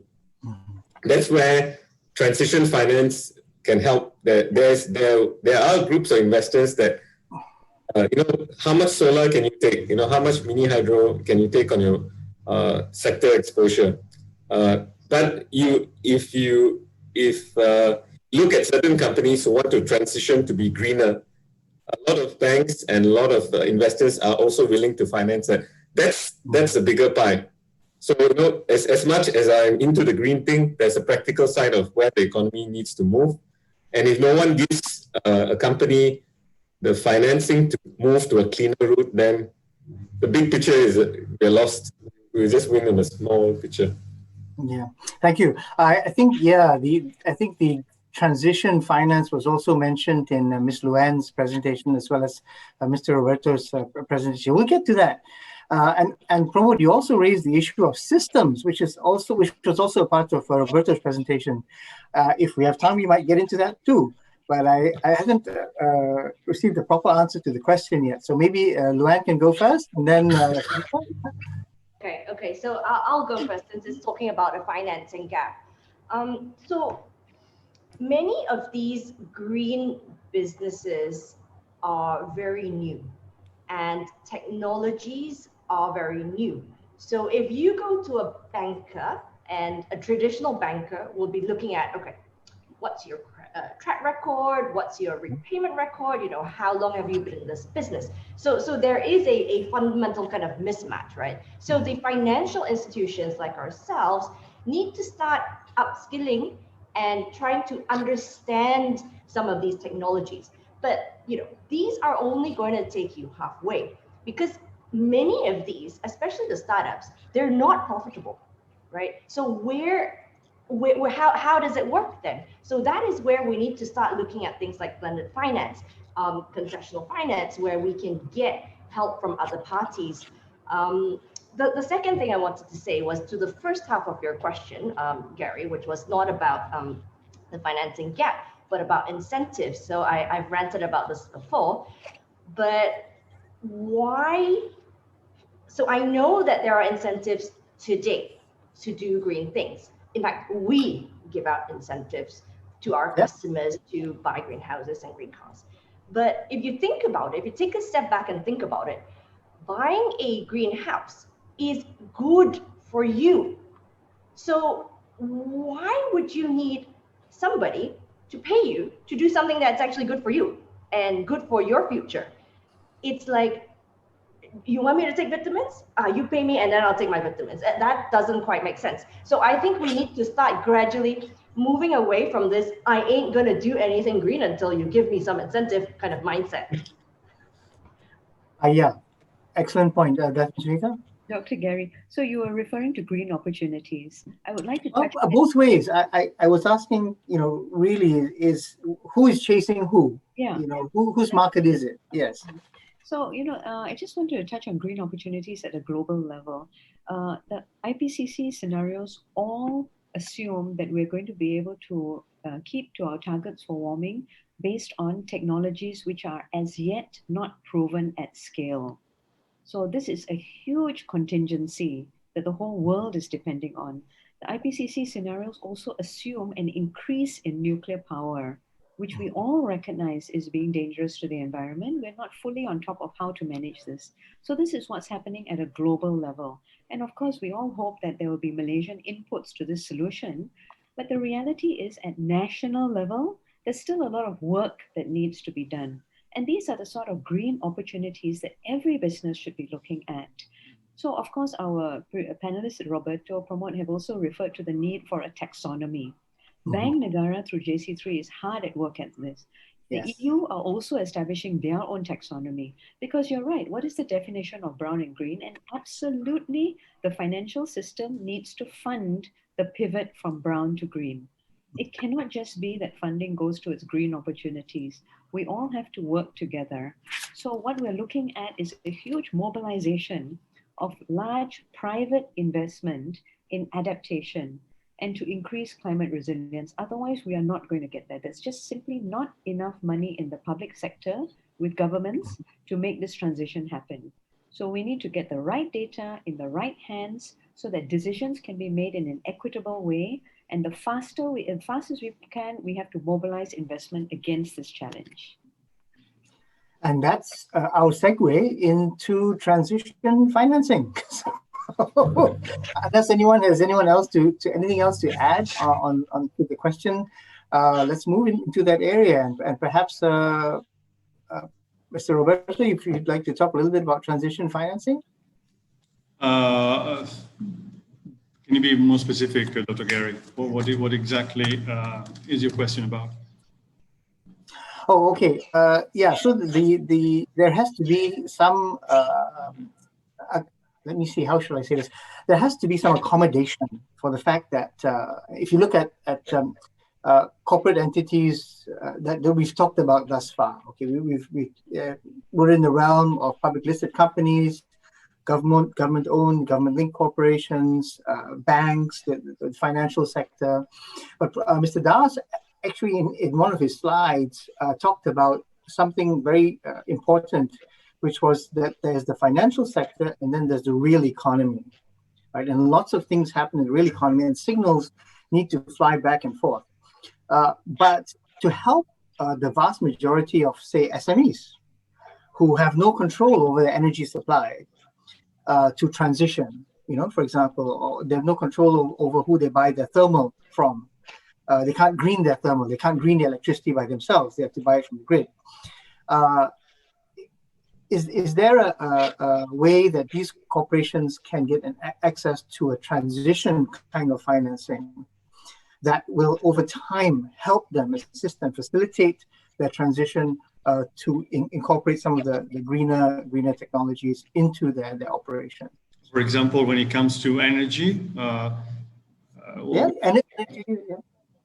in terms of energy transition, for example, what we're doing, we have developed a complete and comprehensive set of guidelines to help business to tackle the energy transition. It's a very comprehensive, integrated strategy, and hopefully we're going to deploy this into Malaysia. And basically, we are creating for companies a roadmap that allows them to start from, for example, looking into how to consume less energy, so how to achieve a better use of their energy footprint, and then how to source decarbonized energy, how to source, for example, renewable energy. So WBCSD and BCSD are more into coming up with solutions and tools and methodologies that really help concretely companies to do this. And when it comes, for example, to energy transition, this is a very specific tool that we have come up with, and we are hopefully deploying to Malaysia. And the same thing we're doing for urban mobility, the same thing we're doing for the adoption of electric vehicles, for example. So we tend to come up with concrete solutions for businesses to decarbonize. Thank you. Yeah, I know, Datin, you requested the floor, but I think maybe before that, Luann, would you be willing to talk about the transition financing? Yeah, sure. Thank you. So just, what you said just now about, some parts are green, some companies are green. If you are a renewable energy company, if you are a, one of those, then you're green. But the majority of the economy will never be green, will never be dark green. So what happens to the rest, right? They can all do better. So just, and coming, also tying back to the question about energy transition, the example that you gave. So just yesterday, in fact, we announced our sustainability linked loan with Sarawak Energy. Now, Sarawak Energy, their kind of sustainable performance targets that we've agreed with them is about emissions intensity and alignment of their emissions intensity to Paris. So these are very clear kind of signs of encouragement where it's a win-win. So they reduce their emission intensity. We, incentivize them, and we get, a green facility out. But also, they're actually they've committed to give their rebates that we give them back to society. So it's really a win-win-win-win. So I think that's a really great example of transition finance. That's a great example, Luann. Yeah, no, I agree. It's a great example. It's a low-hanging fruit though, because Sarawak has a lot of hydropower. So I'm going to put you on the spot a little bit and say, what's the next level of harvest that you can get? You're looking at slightly more challenging situations? I'm afraid I can't disclose. Okay. Can I take a stab at that? No, please. I think that Sunita still wants the floor. Yeah, go ahead. For me, I always believe in the top-down approach. If Malaysia as a country brands sustainability as a competitive advantage, see, the whole world is changing. So investors are looking for investments in sustainability projects. Even multinational companies, when they choose buildings, they are likely to park in a building that is green. I even went for one conference where when I asked around, they told me that they picked this hotel because they had recycling of food and etc. stuff. And that was in Singapore. So I was just thinking, if the Malaysian hotels or businesses will competitively, so it's quite funny. Someone might pay better, higher rates for a conference or a room because it's green, because their company policy says so. Everyone thinks that, I always have this plastic straw example. You go to a restaurant, they serve, or why are they still using plastic straws? When they don't give you any straw, oh, it's so difficult without it. Then you come across one that gives you paper straws, and then, wow, I get a straw, and it's friendly. But you don't question that whether your drink now costs 5 ringgit because you feel happy about it. It happens to me all the time. Okay, so just very quickly, when we're speaking about financing the transition, I just wanted to re-emphasize the point that all stakeholders need to be at the table. And I'm very pleased because, for example, CEO Action Network, of which all 4 of us are part of, is an initiative where CEOs are stepping up, and there were 61 of them in the room 61 voices in the room at the meeting a few days ago, and they're saying we're not waiting for government, we're not waiting for regulators, we're not waiting for investors to push us. We are going to set the tone from the top, and we're going to push for sustainability. So, and CGM, of course, is another example. This year alone, we've organized for over 30 webinars and events, and this is 100% volunteer run. And if you think I'm passionate about it, you should meet some of the other volunteers. They're even more passionate about it. And the third thing is that at some stage, look at China, for example. Every organization in China now feels the need to develop a credible story of how it's going to get to net zero, because that is now the stated ambition of the president of the government. Mm-hmm. So when governments make these statements, it sets a direction for this huge aircraft carrier to turn direction. So at some stage, government, although they might be late to the table, they can pivot very quickly. They have an arsenal of policies. And of course, when they set targets like this, and no government that is serious about creating a decarbonized economy is going to do it without getting serious about mandatory disclosure. So I think this is coming up, and I really hope that we see this from the government sooner rather than later. Excellent point. Would anyone else like to add anything to that? Okay, we are getting close to, in fact, we have hit the 6 p.m. mark, but I do want to get one last question in if I can. And then once again, this is to all the members. I think it's it's about the real economy and goes anywhere from mom and pop operations, new startups, all the way to our homes. And it's essentially the fact that among the individual consumer products for banking and I guess CIMB here as a bank, how do you address this widely held and prevailing sentiment that low emission sustainable products are only affordable to the wealthy, or to those who manage to raise funds, large amounts of funds through some of these crowdfunding or other systems?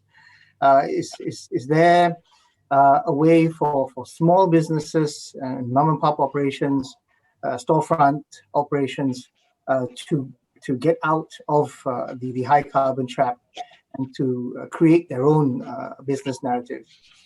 First of all, I'd like to say that. Sorry, could I? Maybe Luann first, if you're ready. Yeah. Yes. So first of all, being sustainable most of the time doesn't cost extra money. In fact, it saves you money. So if you buy less things, eat less meat, it saves you money. Okay, so that's number one.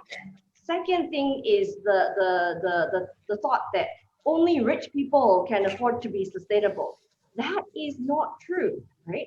Our forefathers were sustainable before they had all this stuff.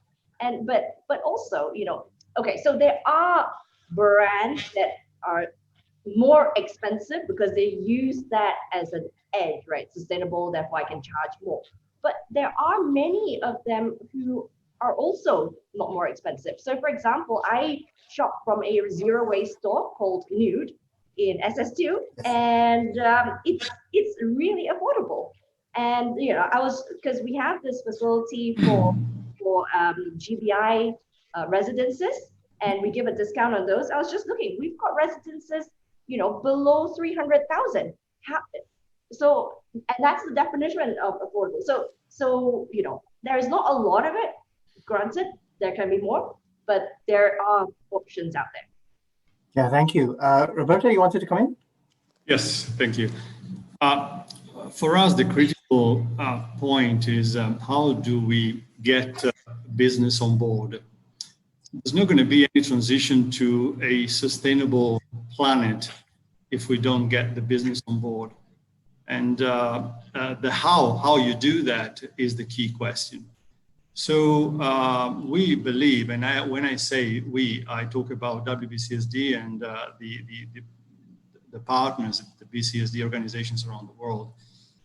We believe that you need to start with the large corporations, because the large corporations give you the magnitude, the sheer size and they are able collectively to action to trigger fundamental transformation. We're talking about huge systems transformation that I mentioned in my presentation. So it is very interesting. It's very nice to talk about SMEs, but at the starting point, if we want to achieve scale and magnitude, it's really important to bring in the big boys.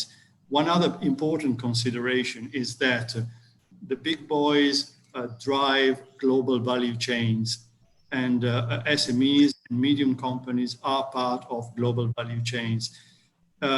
If the big guys buy into the sustainability agenda and they implement and they execute some of the sustainability principles within, for example, the value chain and the supply chain management, then the smaller companies will be on board because they have to.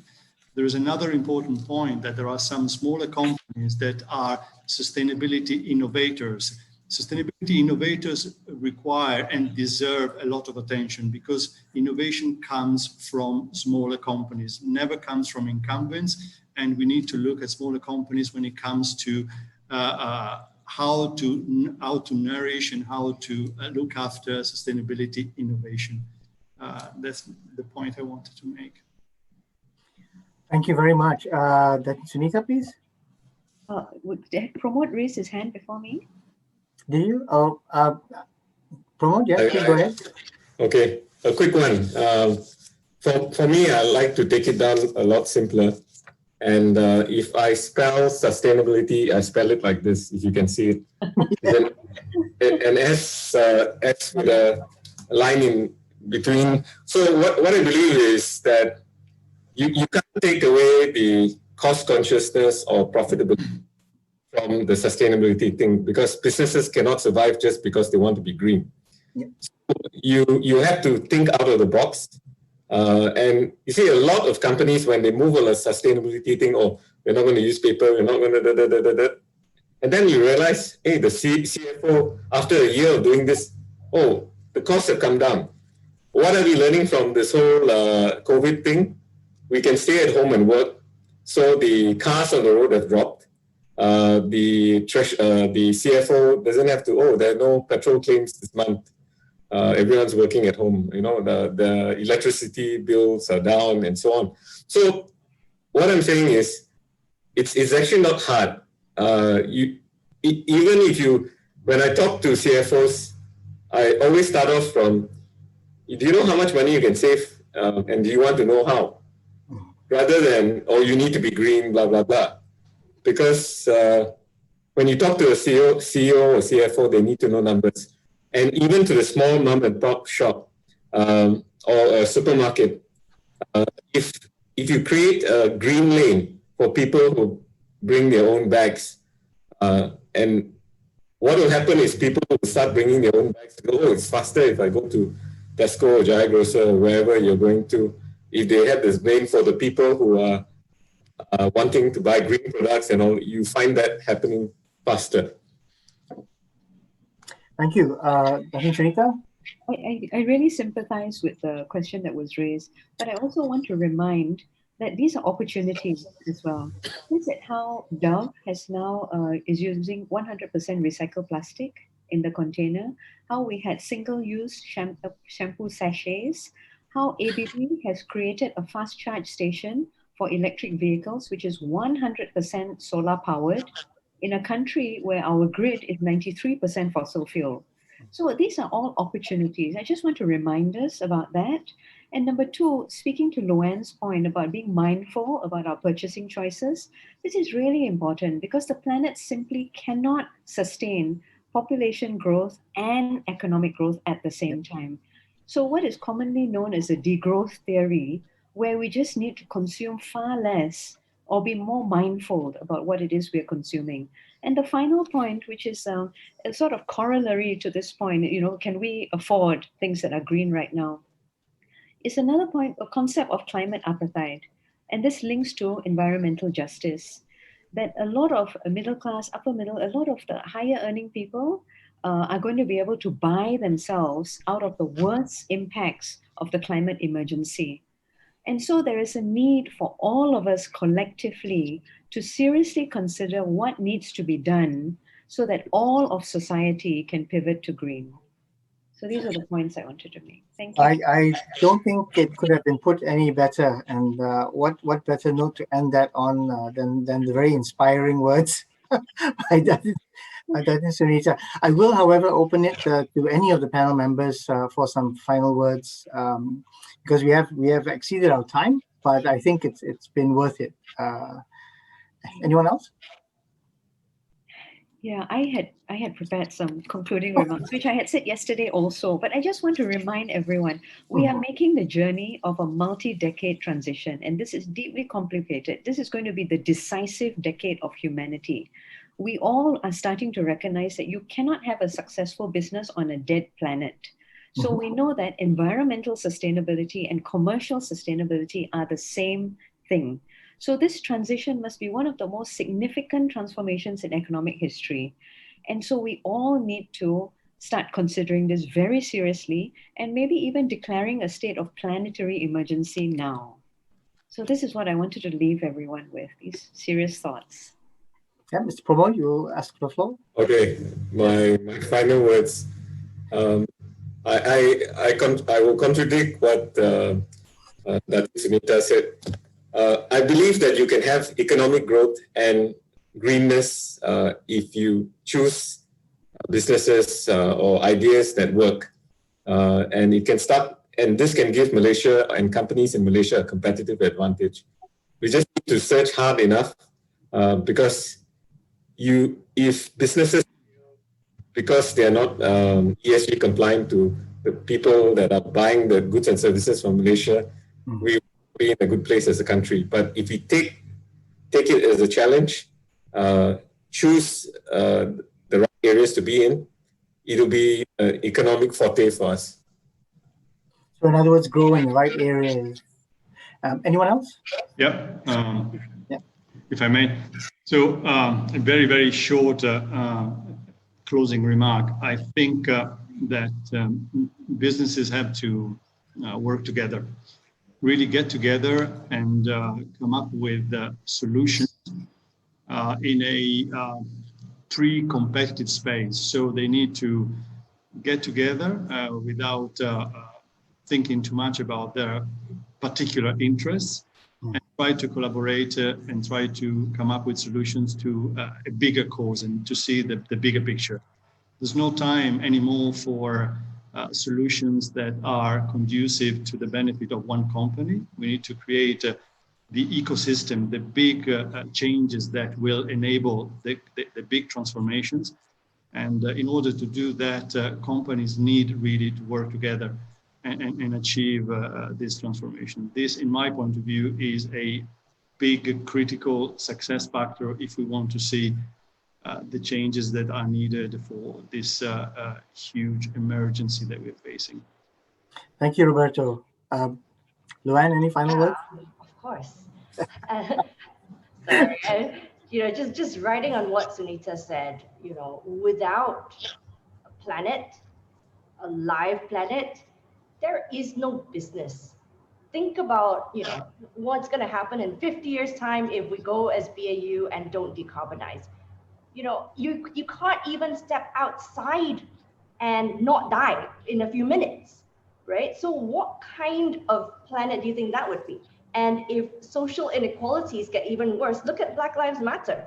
You have war and riots, right? So in a situation like this, what business, what P&L, right? What life? So look, this is the future. Science is clear. It is going to happen. Stop denying it. Stop hanging on to what you know. Stop hanging on to just because it's the way we've always done it for the last decades. It doesn't matter. That's gone. What's coming is coming. So do you want to pivot now, or do you want to stand in front of your kids and grandkids in 50 years' time and said, look, I was in a position where I could make a difference, but I chose my P&L over, you guys in your lives, do you really want that to happen? So it's your choice, and everyone has that choice. Yes, did you want to say something else, Roberto, or?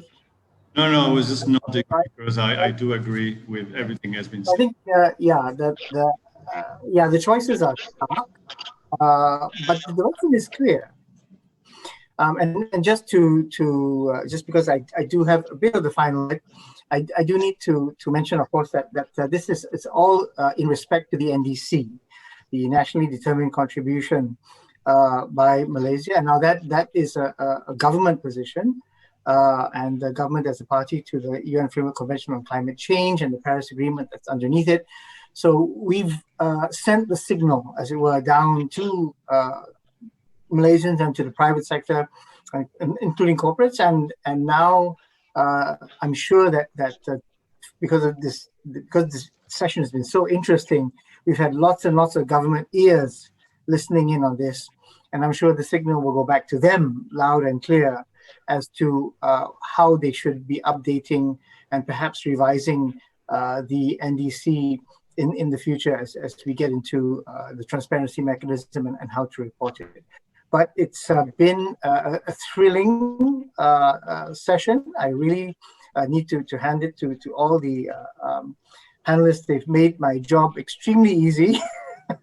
And all that remains is on behalf of the organizers, the Malaysian Climate Change Group, and the and Climate Governance Malaysia. Thank you so very much to all the panelists and those who weren't able to be with us today. It's been a great session, and I think that on behalf of MGTC and IGEM 2020, thank you all very, very much. Do have a good weekend. Thank you, Dr. Gary. Thank you. Thank you, Dr. Gary. Thanks a lot. Bye, everyone. Bye, Luan. Bye, Pramod. Bye. Thank you. Bye. Thank you.